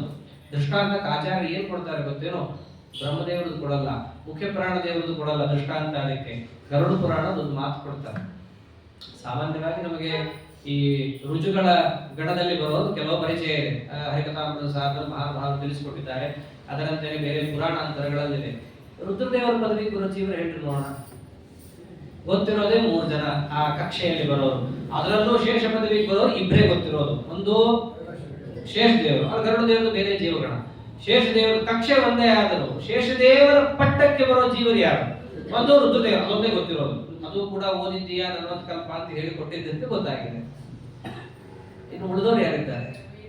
ಒಂದು ಹೆಸರು ಕೊಡ್ತಾರೆ ನಮ್ಗೆ ಆಚಾರ್ಯರು. ಅವನು ಒಬ್ಬ ಊರ್ಧ್ವ ಅಂತ. ಅವನು ಜೀವ. ಹೆಂಗೆ ಲಾತವ್ಯರು ಗವ್ಯರು ಅಂತಿದ್ದಾರೋ ಆ ಒಂದು ಗಣದಲ್ಲಿ ಬರುವ ಊರ್ಧ್ವ ಅಂತ ಅನ್ನುವ ಜೀವ ಉಗ್ರತಪ ಅನ್ನೋ ಹೆಸರಿನಿಂದ ತಪಸ್ಸು ಮಾಡಿ ಅವನಿಗೆ ಆ ಹೆಸರು ಭೂಮಿಯಲ್ಲಿ ಬಂದಾಗ ಅಪರೋಕ್ಷವನ್ನು ಪಡಿತಾನೆ. ಪಡೆದ ಮೇಲೂ ಕೂಡ ಅವನಿಗೆ ಏನ್ ಹೇಳ್ತಾರೆ ಗೊತ್ತೇನು ಆದೇಶ? ನೀನಿನ್ನ ಸಾಧನೆ ಮಾಡಬೇಕು, ರುದ್ರ ಪಟ್ಟಕ್ಕೆ ಬರಬೇಕು, ಆಮೇಲೆ ಶೇಷ ಪಟ್ಟಕ್ಕೆ ಬರಬೇಕು, ನಿನಗೆ ಆಮೇಲೆ ಮುಕ್ತಿ ಅಂತ. ಅದೇ ಅವರಿಂದ ಗಣದಲ್ಲಿ ಬರ್ಬೋದು. ಇವರು ಅದೇ ಶೇಷ ಪಟ್ಟಕ್ಕೆ ಬರುವ ಇನ್ನೊಬ್ಬ ಜೀವ. ಈಗ ಲಾತವ್ಯರು ಗವ್ಯರು ಇದ್ದ ಹಾಗೆ ತಿಳ್ಕೊಳ್ಬೇಕು. ಆಚಾರ್ಯ ಗೀತಾ ಭಾಷೆಯಲ್ಲಿ ಹೇಳ್ತಾರೆ ಇದನ್ನ. ಊರ್ಧ್ವ ಅನ್ನೋ ಜೀವ, ಉಗ್ರತಪ, ಇವೆಲ್ಲ ಸಿಗೋದು ಇಲ್ಲೇನೆ. ಇವೆಲ್ಲ ಬಹಳ ಒಂಥರ ವಿಶಿಷ್ಟ ಪ್ರಮೇಯ. ಯಾಕಂದ್ರೆ ಯಾರೋ ಕೇಳಿದ್ರೆ ಹೇಳಕ್ ಬಂದಿರುತ್ತೆ ನಮಗೆ. ಯಾಕೆ ಗರುಡ ದೇವರು ಸರಿ, ಅವ್ರ ಗಣದಲ್ಲಿ ಯಾರು ಬರ್ತಾರ ಗೊತ್ತಿಲ್ಲ, ಆ ಜೀವರ ಗಣ ಗೊತ್ತಿಲ್ಲ ನಮಗೆ. ಶೇಷ ಪಟ್ಟದಲ್ಲಿ ಗೊತ್ತಿರೋದು ರುದ್ರದೇವರು ಒಬ್ಬರೇ, ಇನ್ನು ಭೂತರಾಜರು ಅಂತ ಹೇಳ್ತಾರೆ. ಅದು ಬಿಟ್ಟು ಹೇಳ್ಕೊಟ್ರು ನಮಗೊಂದು, ಏನದು? ಊರ್ಧ್ವ ಅಂತ ಒಬ್ಬ ಇದ್ದಾನೆ, ಉಗ್ರತಪ ಅನ್ನೋನಿರ್ತಾನೆ, ಅವನಿಗೂ ಕೂಡ ಹೀಗೆ. ತಾತ್ಪರ್ಯ ಏನು? ಅಪರೋಕ್ಷ ಜ್ಞಾನಿಯಾದ ಮಾತ್ರಕ್ಕೆ ಅವನಿಗೆ ಅಂತ್ಯಕಾಲದಲ್ಲಿ ಸ್ಮರಣೆ ಬರಲ್ಲ. ಯಾಕೆ? ನಾನು ಅವನಿಗೆ ಕೊಡಲ್ಲ. ಕಾರಣ ಇನ್ನ ಪ್ರಾರಬ್ಧ ಕರ್ಮ ಇರುತ್ತೆ. ಪ್ರಾರಬ್ಧ ಕರ್ಮ ಕ್ಷಯ ಆದ ಮೇಲೆ ಮಾತ್ರ ಏನು ಮಾಡ್ತೀನಿ? ಅವನಿಗೆ ಆ ಶರೀರವನ್ನು ಬಿಡಿಸಿ ನಾನು ಅವನನ್ನು ಮೋಕ್ಷಕ್ಕೆ ಕರ್ಕೊಂಡು ಹೋಗ್ತೀನಿ. ಹೀಗೆ ಯಾವಾಗ ಮೋಕ್ಷ ಸಿಗುತ್ತೆ ಎಂದು ಗೊತ್ತಾಯ್ತಾ? ಪ್ರಾರಬ್ಧ ಕರ್ಮ ಅವಸಾನ ಆದ ಮೇಲೇನೆ ಅಂತ. ಅಪರೋಕ್ಷದಿಂದ ಪ್ರಾರಬ್ಧ ಕರ್ಮ ಬಿಟ್ಟು ಬೇರೆ ಕರ್ಮಗಳನ್ನು ಕಳ್ಕೋಬೇಕು, ಭೋಗದಿಂದ ಪ್ರಾರಬ್ಧ ಕರ್ಮವನ್ನು ಕಳ್ಕೋಬೇಕು. ಆಮೇಲೆ ಬ್ರಹ್ಮ ನಿರ್ವಾಣ ಪೃಚ್ಛತಿ. ಇನ್ನೇನಿದೆ ಸಾಧನೆ ಮಾಡೋರಿಗೆ ಶುರುವಿಂದ ಕಡೆ ತನಕ ಹೇಳಾಗೋಯ್ತು. ಸಂಕ್ಷಿಪ್ತವಾಗಿ ಎಲ್ಲ ಕರ್ಮ ಅಂದ್ರೆ ಏನು, ಮಾಡೋದು ಅಂದ್ರೆ ಏನು, ಹೆಂಗ್ ಮಾಡಬೇಕು, ಯಾಕೆ ಮಾಡಬೇಕು, ಎಲ್ಲಿ ಮಾಡಬೇಕು, ಯಾರನ್ನ ಹಿಡ್ಕೊಂಡು ಮಾಡಬೇಕು, ಯಾರನ್ನ ಹಿಡ್ಕೊಂಡು ಮಾಡಬೇಕು ಅಂತ ಗುರುಕರ್ಣಧಾರಂ ಅದನ್ನು ಹೇಳಾಗೋಗಿದೆ ಪರಮಾತ್ಮ. ಎಲ್ಲ ಹೀಗೇ ಮಾಡಬೇಕು ಅಂತ ತಿಳಿಸಿ ಆಗೋಗಿದೆ. ಹೀಗೆ ಆ ಅರ್ಜುನನನ್ನ ನಿಮಿತ್ತ ಮಾಡಿಕೊಂಡು 2ನೇ ಅಧ್ಯಾಯದಲ್ಲಿ ಅದನ್ನೇ ಹೇಳ್ತಾರೆ. ಓಂ ತತ್ಸದಿತಿ ಶ್ರೀಮದ್ ಭಗವದ್ಗೀತಾ ಉಪನಿಷತ್ಸು ಬ್ರಹ್ಮ ವಿದ್ಯಾಯಾಂ ಯೋಗಶಾಸ್ತ್ರೇ ಶ್ರೀಕೃಷ್ಣಾರ್ಜುನ ಸಂವಾದೆ ಸಾಂಖ್ಯ ಯೋಗೋ ನಾಮ ದ್ವಿತೀಯೋಧ್ಯಾಯ. ಹೀಗ ಎರಡನೇ ಅಧ್ಯಾಯವನ್ನ ಜಗತ್ತಿಗೆ ಕರುಣಿಸುವ ಮೂಲಕ ಅರ್ಜುನನಿಗೆ ಸಾಂಖ್ಯ ಯೋಗವನ್ನ ಉಪದೇಶ ಮಾಡಿದ್ದಾರೆ. ಕಡೆ ತಿಳ್ಕೊಂಡಿರ್ಬೇಕಲ್ಲ, ಸಾಂಖ್ಯ ಯೋಗ ಅಂದ್ರೆ ಏನು? ಸಾಂಖ್ಯ ಅಂತಂದ್ರೆ ಜೀವೇಶ್ವರನಿಗೆ ಸಂಬಂಧಪಟ್ಟ ಜ್ಞಾನ, ಅದರಲ್ಲೂ ಪ್ರಧಾನವಾಗಿ ಈಶ್ವರನಿಗೆ ಸಂಬಂಧಪಟ್ಟ ಜ್ಞಾನ. ಅಂತಹ ಅಪರೋಕ್ಷ ಜ್ಞಾನಕ್ಕಾಗಿರುವ ಯೋಗ ಅಂದ್ರೆ ಉಪಾಯ. ಅಪರೋಕ್ಷ ಜ್ಞಾನವನ್ನು ಹೇಗೆ ಪಡೆಯೋದು ಅನ್ನೋದನ್ನ ಈ ಅಧ್ಯಾಯದಲ್ಲಿ ವಿಸ್ತಾರವಾಗಿ ಕೃಷ್ಣ ಪರಮಾತ್ಮ ತಿಳಿಸಿದ್ದಾನೆ. ಹೀಗೆ ಈ ಶ್ರೀಮದ್ ಭಗವದ್ಗೀತೆಯ ಒಂದು ಜ್ಞಾನ ಯಜ್ಞ ಏನಿಲ್ಲಿ ನಡೀತಾ ಇದೆ, ಇದು ಅತ್ಯಂತ ಪರಮಾತ್ಮನಿಗೆ ಪ್ರಿಯವಾದದ್ದು. ತೀರ್ಥಕ್ಷೇತ್ರ, ಯಜ್ಞಯಾಗ, ದಾನ ಧರ್ಮ ಇವೆಲ್ಲ ಮಾಡ್ತೀವಿ. ಇದನ್ನೆಲ್ಲ ಮಾಡಬೇಕಾದ್ರೆ ನಮ್ಮ ಮನಸ್ಸು ಬಹಳ ಸ್ವಲ್ಪ ಹೊತ್ತು ಆ ಪರಮಾತ್ಮನಲ್ಲಿ ಆಸಕ್ತ ಆಗಿರುತ್ತೆ. ಆದ್ರೆ ಶ್ರವಣ ಅಂತ ನಾವು ಒಂದು ಪರಮಾತ್ಮನ ವಿಚಾರ ಕೇಳಲಿಕ್ಕೆ ಕೂತಾಗ ಅಲ್ಲಿಗಿಂತ ಹೆಚ್ಚಂತೂ ಆಸಕ್ತವಾಗಿರುತ್ತೆ. ಅದಕ್ಕೆ ನಮ್ಮ ಹಿರಿಯರು ಯಾವ್ದಕ್ಕೆ ಪ್ರಾಶಸ್ತ್ಯ ಕೊಟ್ಟಿದ್ದು? ಶ್ರೇಯಾನ್ ದ್ರವ್ಯಮಯಾದ್ಯಜ್ಞ ಜ್ಞಾನ ಯಜ್ಞ ಪರಂತಪ. ಇದು ನಾನಲ್ಲ, ಕೃಷ್ಣನೇ ಮುಂದೆ ಹೇಳ್ತಾನೆ. ಎಲ್ಲಾ ಯಜ್ಞಕ್ಕಿಂತಲೂ ಕೂಡ ಯಾವ ಯಜ್ಞ ಶ್ರೇಷ್ಠ? ಜ್ಞಾನ ಯಜ್ಞ ಶ್ರೇಷ್ಠ. ಅಂತಹ ಈ ಒಂದು ಇದೊಂದು ಯಜ್ಞನೇ, ಸಾಮಾನ್ಯ ಅಲ್ಲ. ದೊಡ್ಡ ಯಜ್ಞ ಅನ್ಕೊಂಡಿದ್ದೀವಿ ಅಂತ ನಾವು ಅನ್ಕೊಂಡಿದ್ದೀವಲ್ಲ. ಮುಖ್ಯಪ್ರಾಣದೇವರ ಅನುಗ್ರಹದಿಂದ, ಪ್ರೇರಣೆಯಿಂದ ಇಲ್ಲಿ ಭಗವದ್ಗೀತೆ ಎಂಬತಕ್ಕಂತಹ ಜ್ಞಾನ ಯಜ್ಞವನ್ನು ಹಮ್ಮಿಕೊಂಡಿದ್ದೀವಿ. ಅಂತಹ ಜ್ಞಾನ ಯಜ್ಞದಲ್ಲಿ ಈ ಒಂದು ಪರ್ಯಾಯ ಅಂತ ಹೇಳ್ಬೋದು. ಈ ಒಂದು ಪ್ರಕರಣದಲ್ಲಿ ಮೊದಲನೇ ಅಧ್ಯಾಯ, ಎರಡನೇ ಅಧ್ಯಾಯವನ್ನ ಏನು ಒಂದು 10-12 ದಿವಸದಿಂದ ಹೇಳ್ತಾ ಬಂದಿರೋದಿದೆ. ಇದೆಲ್ಲ ಭಗವದ್ಗೀತೆಯನ್ನ ಏನು ಹೇಳಿರೋದಿದೆ ಇಷ್ಟೇ ಅನ್ನೋ ಸರ್ವಥಾ ಇಲ್ಲ. ಇನ್ನ ಅನೇಕ ವಿಚಾರಗಳು ತುಂಬಿವೆ. ಸಾಗರ ಒಂದು ಅರ್ಥದಲ್ಲಿ ಹೇಳಬೇಕಂದ್ರೆ, ಅಂತಹ ಸಾಗರದಲ್ಲಿ ನಾವೆಲ್ಲರೂ ಸ್ನಾನ ಮಾಡಿದ್ದೀವಿ ಅಂತ ಅಂತೀವಿ. ಸಮುದ್ರದ ಸ್ನಾನ ಅಂದ್ರೆ ಎಲ್ಲಾ ಸಮುದ್ರದ ನೀರು ತಲೆಮೇಲೆ ಹಾಕುತ್ತೇವೇನು? ಇಲ್ಲ. ವಾದಿಯಿಂದ ಹೇಳ್ತಾರಲ್ಲ, ಸ್ಥಾನೇ ಥಾಪಿ ಕ್ವಚಿತ್ ಸ್ಯಾತ್ ಇಹ ಪುನರುದ್ಧತೆ ಸ್ನಾನ ಸಂಕಲ್ಪವತ್ಸ. ಹೇಗೆ ಸಮುದ್ರ ಸ್ನಾನ ಅಂತ ಮಾಡ್ತೀವಿ, ಅದರಲ್ಲಿ ಒಂದು 3 ಮುಳುಗು ಹಾಕಿ ತಲೆ ಮೇಲೆ ಹಾಕೊಂಡ್ರು ಅದನ್ನೇನಂತ ಕರಿತೀವಿ? ಸಮುದ್ರ ಸ್ನಾನ ಅಂತ ಕರಿತೀವಿ. ಹಾಗೆ ಆ ಶ್ರೀಮದ್ ಭಗವದ್ಗೀತೆ ಎಂಬ ಸಾಗರದಲ್ಲಿ, ಅದರಲ್ಲೂ ವಿಶೇಷವಾಗಿ ಮೊದಲನೇ ಅಧ್ಯಾಯ, ಎರಡನೇ ಅಧ್ಯಾಯ ಎಂಬತಕ್ಕಂತಹ ಈ ಪ್ರಘಟ್ಟಿಕೆಯಲ್ಲಿ ಏನು ಇಷ್ಟು ದಿನಗಳ ಕಾಲ ಹೇಳಿದ್ದು ಸಮುದ್ರ ಸ್ನಾನದಂತೆ ಇಂತಹ ಶ್ರೀಮದ್ ಭಗವದ್ಗೀತೆಯ ವಿಚಾರವನ್ನ ಹೇಳಿದ್ದೆಲ್ಲ. ಇದಕ್ಕೆಲ್ಲ ಅಧಿಕಾರಿಗಳಂತೂ ನಾವಂತೂ ಅಲ್ಲ, ಅದನ್ನಂತೂ ಪುನಃ ಹೇಳಾಗಿದೆ. ಇದನ್ನೆಲ್ಲ ಯಾರು ಹೇಳಬೇಕು? ನಮ್ಮ ಗುರುಗಳ ಬಾಯಲ್ಲಿ ಕೇಳಬೇಕು. ಅವರಂತೂ ಅವ್ರ ಗುರುಗಳನ್ನು ಹೇಳ್ತಿರ್ತಾರೆ. ಒಟ್ಟಾರೆ ಆ ಗುರು ಪರಂಪರೆಯ ಸ್ಮರಣೆ ಅನ್ನೋದು ಅತ್ಯವಶ್ಯಕ. ಇಂತಹ ಭಗವದ್ಗೀತೆಯನ್ನ ಹೇಳಿದ್ದರಿಂದ ಏನಾದರೂ ಒಳ್ಳೆಯ ಅಂಶಗಳೇನಾದರೂ ಯಾರಿಗಾದ್ರೂ ಬಂದಿದೆ ಅಂತ ಏನಾದ್ರು ಅನಿಸಿದ ಪಕ್ಷದಲ್ಲಿ ಇದು ಯಾರಿಗೆ ಸೇರ್ಬೇಕು? ಅವೆಲ್ಲ ಆ ಪುಣ್ಯ ನಮ್ಮ ಪೂಜ್ಯ ಗುರುಗಳಾದಂತಹ ಅಳಗಾರಾಚಾರ್ಯರಿಗೆ ಸೇರಬೇಕು. ಅವರು ಹೇಳ್ಕೊಟ್ಟಿದ್ದು ಪ್ರೀತಿಯಿಂದ ಒಂದು ಕರೆದು ಕೂಡಿಸಿಕೊಂಡು ಅನ್ನ ಹಾಕಿ ಪರಮಾತ್ಮನ ಅನುಗ್ರಹ ನಿನಗಾಗಲಿ ಅನ್ನೋ ದೃಷ್ಟಿಯಿಂದ ಏನು ಹೇಳ್ಕೊಟ್ಟಿರ್ತಾರಲ್ಲ, ಅದು ಪರಮಾತ್ಮನಿಗೆ ಪ್ರಿಯವಾಗುತ್ತೆ. ಅವರೆಲ್ಲ ಮಾಡಿದ ಯಾತಕ್ಕೆ? ಕೀರ್ತಿ ಇದೆಯಾ? ಪ್ರತಿಷ್ಠೆ ಇದೆಯಾ? ಈ ವಿದ್ಯೆಯನ್ನ ಸುಮ್ಮನೆ ಮನೆಯಲ್ಲಿ ಇಟ್ಕೊಂಡು ಪಾಠ ಮಾಡ್ತೀವಪ್ಪ ಅನ್ನೋದು ಯಾಕೆ ಮಾಡ್ತಾರೆ? ಕರ್ಮಣ್ಯೇ ವಾಧಿಕಾರಸ್ಥೆ ಮಾ ಫಲೇಷು ಕದಾಚನ. ಇದು ಪರಮಾತ್ಮನಿಗೆ ಪ್ರಿಯ. ವಿದ್ಯಾರ್ಥಿಗಳಿಗೆ ಅನ್ನದಾನ ವಿದ್ಯಾದಾನವನ್ನು ಮಾಡೋದು ಪರಮಾತ್ಮನಿಗೆ ಪ್ರಿಯ. ಅದಕ್ಕೆ ನಾವು ಮಾಡ್ತಿರ್ತೀವಿ. ಬಂದವರಿಗೆಲ್ಲ ಹೀಗೆ ಹೇಳ್ತಿದ್ರು, ನಿನಗೆ ಯಾರು ಕೇಳಲ್ಲ. ಅವ್ರದೆಲ್ಲ ಅದು ಸ್ಟ್ಯಾಂಡರ್ಡ್ ಡೈಲಾಗ್ಸ್ ಇರ್ತಿದ್ರು. ಅದು ನಿನ್ನನ್ನು ಯಾರೂ ಕೇಳಲ್ಲ ಅಂದ್ರೆ ದೇವರೊಬ್ಬ ಹಿಡಿತಾನೆ. ಅವೆಲ್ಲ ಪರಂಪರೆಯಿಂದ ಬಂದಿರೋ ಡೈಲಾಗ್ಗಳೇ ಅವೆಲ್ಲ. ಅಂದ್ರೆ ವಾಸ್ತವನೂ ಹೌದದು. ಹಾಗೆ ಕೇವಲ ಪರಮಾತ್ಮನ ಪ್ರೀತಿಗೋಸ್ಕರ ನಾವು ಮಾಡ್ತಿದ್ದೀವಿ ಏನು ನಿಷ್ಕಾಮ ಕರ್ಮ ಭಾವದಿಂದ ಏನು ಮಾಡ್ತಾ ವಿದ್ಯಾರ್ಥಿಗಳಿಗೇನು ಅನ್ನದಾನ ವಿದ್ಯಾದಾನ ಅವರ ಸರ್ವಸ್ವ ಶ್ರೇಯೋಭಿವೃದ್ಧಿಗೆ ಕಾರಣರಾಗಿದ್ರಲ್ಲ, ಈಗ ಏನ್ ಹೇಳ್ತಿದ್ರು ಅದೆಲ್ಲ ಪುಣ್ಯ ಯಾರಿಗೆ ಹೋಗ್ಬೇಕು? ನಮ್ಮ ಪೂಜ್ಯ ಗುರುಗಳಿಗೆ. ಟೀಕಾಕೃತ್ಪಾದನೆ ಇದನ್ನು ಮಾಡಿ ತೋರಿಸಿದ್ದಾರೆ ತಮ್ಮ ಗ್ರಂಥದಲ್ಲಿ. ಅನೇನ ಭಾವಿಯ ಪುಣ್ಯಂ ಅವಾಪ್ನೋದು ಗುರುರ್ಮಮ. ತತ್ವನಿರ್ಣಯದ ಟೀಕೆಯನ್ನು ಬರೆದು ಕಡೆಗಂತಾರೆ, ಈಗೇನು ನಾವು ತತ್ವನಿರ್ಣಯ ಟೀಕೆಯನ್ನು ಬರೆದಿದ್ದೀವಿ ಅಷ್ಟೇ ಅಲ್ಲ, ನಾವು ಏನೇನು ಗ್ರಂಥಗಳನ್ನು ಬರೆದಿದ್ದೀವಿ ಇದರಿಂದ ಏನಾದರೂ ಪುಣ್ಯ ಇದ್ರೆ ಅದನ್ನ ಯಾರು ಪಡಿಬೇಕು? ನಮ್ಮ ಪೂಜ್ಯ ಗುರುಗಳು ಪಡಿಬೇಕು. ಈ ಕೃತಜ್ಞತಾ ಭಾವ ಎಂಬುದು ನಮ್ಗೆ ಅತ್ಯವಶ್ಯಕ. ಹೀಗೆ ನಾನು ಕೂಡ ಅಂತಹ ಪೂಜ್ಯ ಗುರುಗಳ ಪಾದಸ್ಮರಣೆಯನ್ನು ಮಾಡುತ್ತಾ ಏನೇ ಮಾಡಿದ್ರು ದೇವರು ಮುಟ್ಟಬೇಕಲ್ಲ. ನಾವು ಅನ್ಕೊಂಡಿರ್ತೀವಿ ಕೃಷ್ಣಾರ್ಪಣ ವಸ್ತು ಅಂತ ಹೇಳಿ ಮಂತ್ರಾಕ್ಷತೆ ಕಡೆ ಚೆಲ್ಲೆ ಚೆಲ್ತೀವಿ, ಅದು ಮುಟ್ಟಿರುತ್ತೋ ಇಲ್ವೋ ಅನ್ನೋ ಒಂದು ಇರುತ್ತೆ ನಮಗೂ ಮನಸ್ಸಿನಲ್ಲಿ. ನಮ್ಮ ಪೂಜ್ಯ ಗುರುಗಳಿಗೆ ಮುಟ್ಟಿದ್ರೆ ಅದು ಅವರ ಪರಂಪರೆಗೆ ತನ್ನ ಮೂಲಕ ಭಗವಂತನಿಗೆ ಮುಟ್ಟಿದಂತೆ ಅನ್ನೋ ಭಾವನೆ. ಅವ್ರಿಗಾದ್ರೂ ಮುಟ್ಟಿದೆ ಅನ್ನೋದು ಹೇಗೆ ಗೊತ್ತಾಗಬೇಕು ಅನ್ನೋದಿದ್ರೆ ಆ ಸಂದೇಹ ಬೇಡ ಅನ್ನೋದಕ್ಕೇನೋ ಎಂಬಂತೆ ನಮ್ಮ ಪೂಜ್ಯ ಆಚಾರ್ಯರ ಮನೆಯವರು ನಮ್ಮ ಅಜ್ಜಿ ಗುರುಪತ್ನಿ ಅವರಲ್ಲಿ ಬಂದು ನಾವು ಕೇಳ್ತೀನಿ, ಇದು ಅದು ಪರೀಕ್ಷೆಗೂ ಆಗಬಹುದು, ಅದು ಬಾಲಕನ ಕಲಭಾಷೆ ಜನನಿಯು ಕೇಳಿ ಸುಖ ಪಡುವಂತೆ ಅಂತ ಹೇಳಿರೋ ಹಾಗೆ ನಾನು ಕೂಡ ಬಂದಿದ್ದೇನೆ. ಅವ್ರು ಕೇಳದಿರೋ ಉಪನ್ಯಾಸ ಯಾವುದಿದೆ? ಯಾರ ಬಾಯಿಂದ ಕೇಳಿದರೆ? ಅವರ ಅಪ್ಪ, ಅವ್ರ ಮನೆಯವರು, ಮತ್ತು ನಾವೆಲ್ಲ ಲೆಕ್ಕಕ್ಕೆ ಇಲ್ಲ. ಒಂದು ದೀಪದ ಹುಳ ಇದ್ದಂಗೆ ಅಷ್ಟೇ ನಾವೆಲ್ಲ. ಹಾಗೆ ಮಿಡುಕಿನ ಹುಳದಂತೆ ನಮ್ದೆಲ್ಲ ಪ್ರಕಾಶ. ಅಂತಾದ ಅದನ್ನು ಕೇಳೋದು ಯಾಕೆ? ಕೇಳಿ ಸುಖ ಪಡುವಂತೆ. ನಾ ಖುಷಿ ಪಡ್ತೀನಿ, ನಾ ಕೇಳ್ತೀನಿ, ನಮ್ಮ ಮನೆಯವರೇ ಹೇಳ್ಕೊಟ್ಟಿದ್ ವಿದ್ಯಾ ಎಷ್ಟೇ ಆದ್ರೂ ಕೂಡ ಅಂತ. ಹೀಗೆ ನಮ್ಮ ಮೇಲೆ ಪ್ರೀತಿಯಿಂದ ಆಶೀರ್ವಾದ ಮಾಡ್ಲಿಕ್ಕೋಸ್ಕರ ಬಂದಿದ್ದರಿಂದ ನಮ್ಮ ಗುರುಗಳಿಗೂ ಅದು ಮುಟ್ಟಿರುತ್ತೆ ಅನ್ನೋ ಭಾವನೆಯಿಂದ ಅವರಿಗೂ ಕೂಡ ಶತಶಃ ಸಹಸ್ರಶಃ ಪ್ರಣಾಮಗಳನ್ನು ಸಲ್ಲಿಸಿ ಪೂಜ್ಯ ಗುರುಗಳ ಪಾದಸ್ಮರಣೆಯನ್ನು ಪುನಃ ಪುನಃ ಮಾಡುತ್ತಾ, ಹಾಗೆ ಮಾತಾಪಿತೃಗಳಿಗೂ ಕೂಡ ಅನಂತಾನಂತ ನಮಸ್ಕಾರಗಳನ್ನು ಸಲ್ಲಿಸಿ ಅಸ್ಮತ್ ಪೂಜ್ಯ ಗುರುವಂತರ್ಗತರಾದ ಸಮಸ್ತ ಗುರುವಂತರ್ಗತ ಜಲಯಾಳ ಆಚಾರ್ಯರು ಅವ್ರಿಗೂ ಕೂಡ ಪುಣ್ಯಸ್ಮರಣೆ ಬಂತು. ಇಲ್ಲಿ ಭಗವದ್ಗೀತೆಯು ಕೂಡ ಅವರ ಅತ್ಯಂತ ಪ್ರಿಯ ಎಲ್ಲ ಹೇಳಾಗಿದೆ. ಅವರ ಗದಗಿಗೆ ಹೋಗಿದ್ದೆ ಭಗವದ್ಗೀತೆಯಿಂದ ಅಂತೂ ಹೇಳುತ್ತಾರೆ. ಭಗವದ್ಗೀತೆ ಅವರಿಗೆ ಹೇಗೆ ಸಂಬಂಧ? ಭೀಮಸೇನ್ ಜೋಶಿ ಅಂತ ಎಲ್ರಿಗೂ ಗೊತ್ತಲ್ಲ. ಭೀಮಸೇನ್ ಜೋಶಿ ಅಪ್ಪ ಗುರಾಚಾರ್ಯ ಜೋಶಿ ಅಂತ. ಆ ಗುರಾಚಾರ್ಯ ಜೋಶಿ ಗದಗಲ್ಲಿ ಯಾರು ಪಾಠ ಪ್ರವಚನಕ್ಕಿಲ್ಲ, ಸತ್ಯಜ್ಞಾನ ತೀರ್ಥರ ಹತ್ರ ಹೋಗಿ, ಸ್ವಾಮಿ ನಮ್ಮೂರ್ಗೆ ಯಾರಾದ್ರೂ ಪಂಡಿತರನ್ನು ಕಳಿಸ್ರಿ, ನಾವು ಕೂಡ ಪಾಠ ಪ್ರವಚನ ಕೇಳಬೇಕು ಅನ್ಕೊಂಡಿದ್ದೀವಿ ಅಂತ ಹೇಳ್ತಾರೆ. ಸತ್ಯಜ್ಞಾನ ಏನು ಮಾಡಬೇಕು? ಯಾರ ಹೆಸರು ಹೇಳಬೇಕು? ಒಬ್ಬರ ಹೆಸರು ಹೇಳಿದ್ರು ಒಬ್ರು ಸಿಟ್ಟು ಮಾಡ್ತಾರೆ. ಒಂದ್ ಕೆಲಸ ಮಾಡಿದ್ರು, ನೋಡ್ರಿ ಇವತ್ತು ಮಧ್ಯಾಹ್ನ ಒಂದು ಸಭಾ ಇದೆ, ಏನಿರ್ಲಿಲ್ಲ, ಸುಮ್ಮನೆ ಹೇಳಿದ್ರು ಸಭಾ ಇದೆ, ಆ ಸಭಾದಲ್ಲಿ ಯಾವ ವಿದ್ವಾಂಸರು ಮಾತಾಡಿದ್ದು ನಿಮ್ಮ ಮನಸ್ಸಿಗೆ ತೃಪ್ತಿ ಆಗುತ್ತೋ ಅವ್ರನ್ನ ನೀವೇ ಕೇಳ್ಬಿಡ್ರಿ, ನಾನು ಹೂ ಅಂತೀನಿ ಅಂತ. ಅಂದ್ರೆ ಈಗ ಯಾರಿಗೂ ಅನುಪತ್ತಿ ಇಲ್ಲಲ್ಲ, ಸಭಾ ಇರಲಿಲ್ಲ. ಸತ್ಯಜ್ಞಾನ ತೀರ್ಥರು ಬಂದು ಎಲ್ಲ ವಿದ್ವಾಂಸರಿಗೂ ಘೋಷಣೆ ಮಾಡುತ್ತಾರೆ. ಗೀತಾ ವಿವೃತ್ತಿಯಲ್ಲಿ ಮಂತ್ರಾಲಯ ಪ್ರಭುಗಳು ಒಂದು ಮಾತಾಡಿದ್ದಾರೆ. ಏನಂತ? 18 ಪರ್ವಗಳ ಸಾರ ಸಂಗ್ರಹ, 18 ಅಧ್ಯಾಯ ಭಗವದ್ಗೀತೆ ಅಂತ ಹೇಳಿದ್ದಾರೆ. ಊಟ ಆದ ಮೇಲೆ ಈ ವಿಷಯದ ಕುರಿತಾಗಿ ಚರ್ಚೆ ಇದೆ, ಯಾರು ಅದನ್ನ ಸಮರ್ಥನೆ ಮಾಡ್ತೀರಾ ನೋಡೋಣ ಅಂತ ಹೋಗ್ತಾರೆ.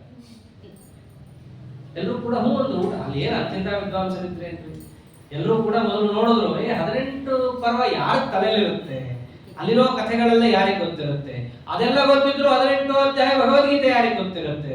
ಅವ್ರು ಘಟಪಟ ನ್ಯಾಯಾಮೃತ ಚಂದ್ರಿಕಾ ತರ್ಕತಾಂಡವ ಔಡಿ ಬಡಿ ಕಡೆ ಬಿಟ್ರಿ ಶುದ್ಧ. ಅವ್ರಿಗೆ ಹೋಗ್ಬಿಟ್ಟು ನೀವು ಈ ಸಾಮಾಜಿಕವಾದಂತಹ ಪ್ರಶ್ನೆಗಳನ್ನು ಕೇಳಿದ್ರೆ ಅವ್ರು ಏನು ಉತ್ತರ ಕೊಡ್ತಾರೆ?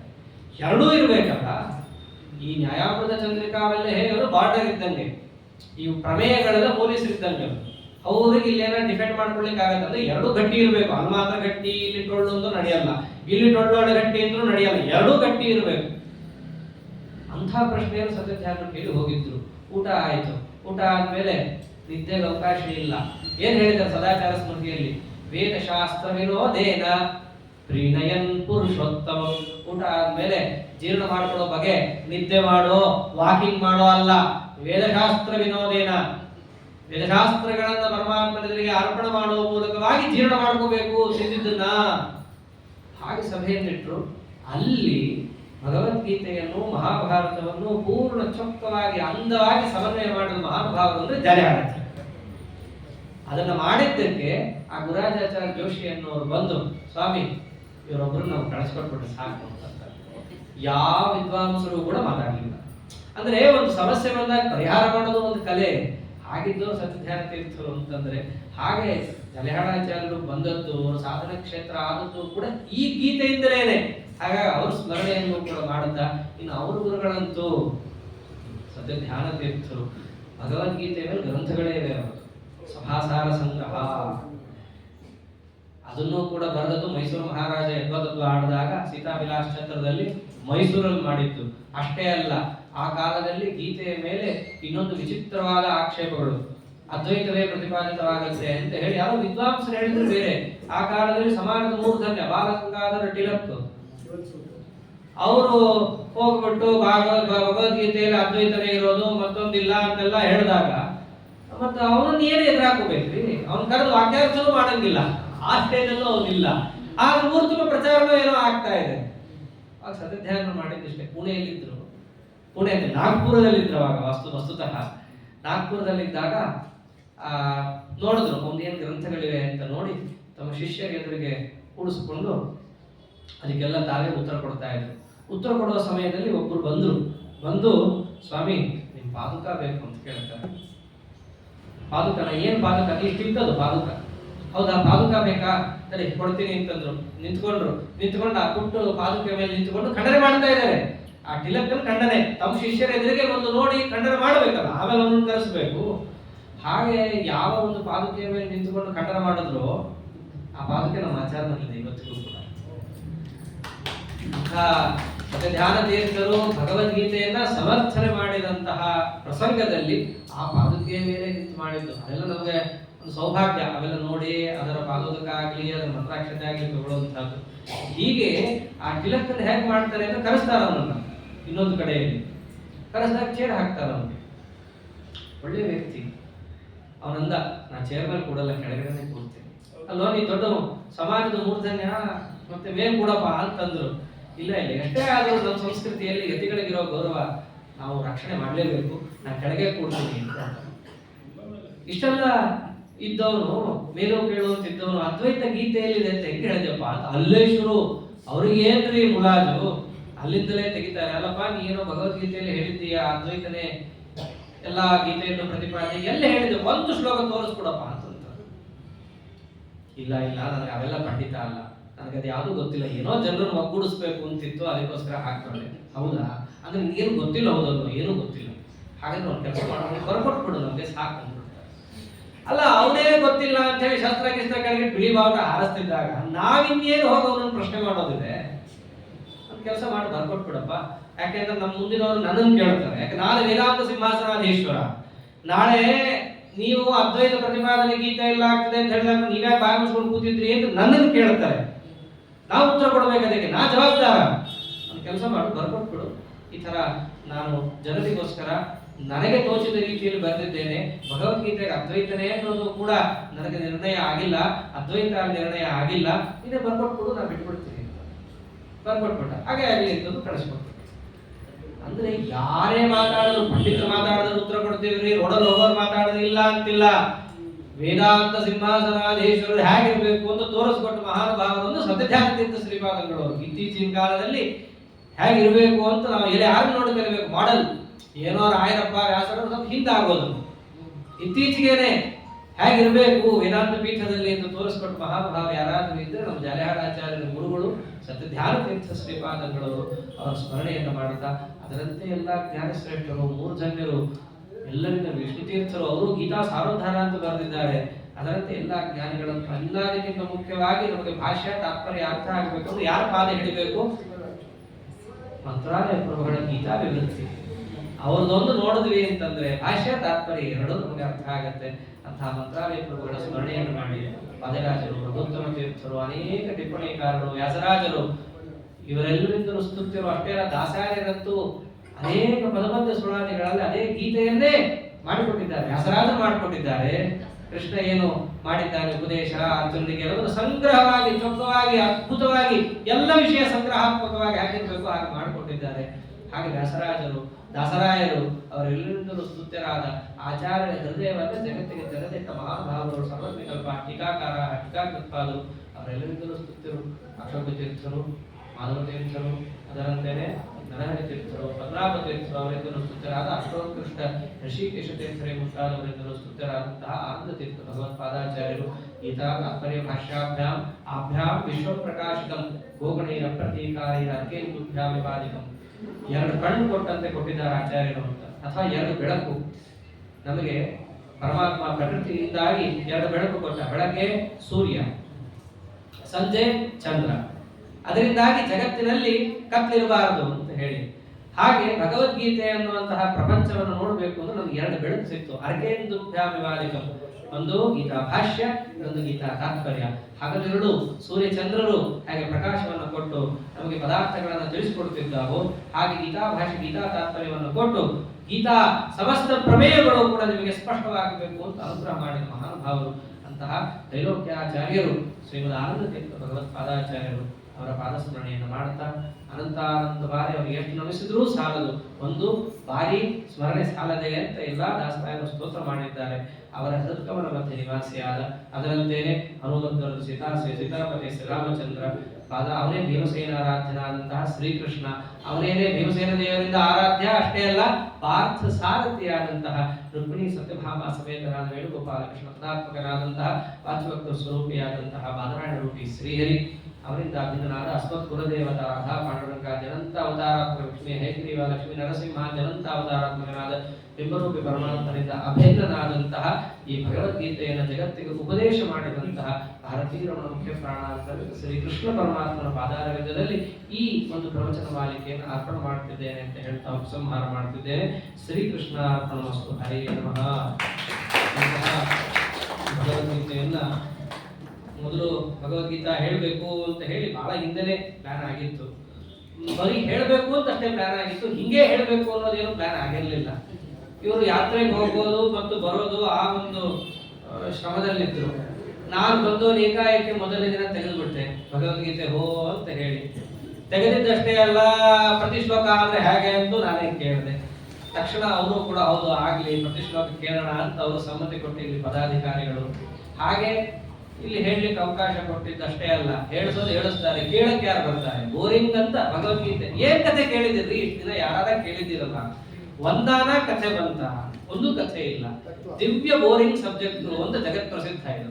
ಅಂಥದ್ದಾದರೂ ಕೂಡ ಇಲ್ಲ, ನಮಗೆ ತತ್ವ ಪ್ರಧಾನ ಇದೆ, ನಾವು ತತ್ವ ಜಿಜ್ಞಾಸುಗಳಾಗಿದ್ದೀವಿ ಅಂತ ಹೇಳಿ ಇಲ್ಲಿ ಬಂದು ಕೇಳಿದ ಎಲ್ಲಾ ಶ್ರೋತೃಗಳು ಅಲ್ಲ ಅಂದು ಬರೋ ಟೈಮ ವಿಚಿತ್ರ. ಇವತ್ತು ತಡ, ಬರೋದು ತಡ, ಅದಂತೂ ಕೆಲವೊಮ್ಮೆ ಬರೋದು ಇಲ್ಲ ಬೇಗ, ಎರಡೂ ಆಗ್ಬಿಟ್ಟಿದೆ. ಒಂದಾನ ಸರಿ ಇರ್ಬೇಕಲ್ಲ, ಬರೋದು ಸರಿ ಇಲ್ಲ, ಬಿಡೋದು ಸರಿ ಇಲ್ಲ. ಇಷ್ಟಾದ್ರೂ ಅದೆಲ್ಲವನ್ನು ಕೂಡ ಹೊಟ್ಟೆಲಿ ಹಾಕೊಂಡು ನಮಗೆ ಗುಣಾಂಶ ಮುಖ್ಯ, ದೋಷಾಂಶ ಅಲ್ಲ ಅಂತ ಕೇಳಿದ ಎಲ್ಲಾ ಶ್ರೋತೃಗಳಿಗೂ, ಹೇಳಿದಂತಹ ನನಗೂ ಪರಮಾತ್ಮ ಹಿತೋಪದೇಶವಾಗಿ ಆಯುರ ಆರೋಗ್ಯ ಭಾಗ್ಯ ಐಶ್ವರ್ಯಾದಿಗಳನ್ನ, ಅದರಂತೆ ಜ್ಞಾನಭಕ್ತಿ ವೈರಾಗ್ಯಗಳನ್ನ ಕೊಟ್ಟು ಈ ಒಂದು ಜ್ಞಾನ ಯಜ್ಞ ನಿರ್ವಿಘ್ನವಾಗಿ ಇದೇ ರೀತಿಯಾಗಿ ಮುಂದುವರೆದು ಇದನ್ನ ತನ್ನ ಪಾದಕ್ಕೆ ತಾನೇ ಸಮರ್ಪಿಸಿಕೊಳ್ಳಲಿ ಎಂದು ಪ್ರಾರ್ಥನೆ ಮಾಡ್ತಾ ಉಪಸಂಹಾರ ಮಾಡ್ತಿದ್ದೇನೆ. ಶ್ರೀಕೃಷ್ಣ ಅರ್ಪಣಮಸ್ತು. ಹರೇ ನಮಃ. ಸರಿ ಸರಿ.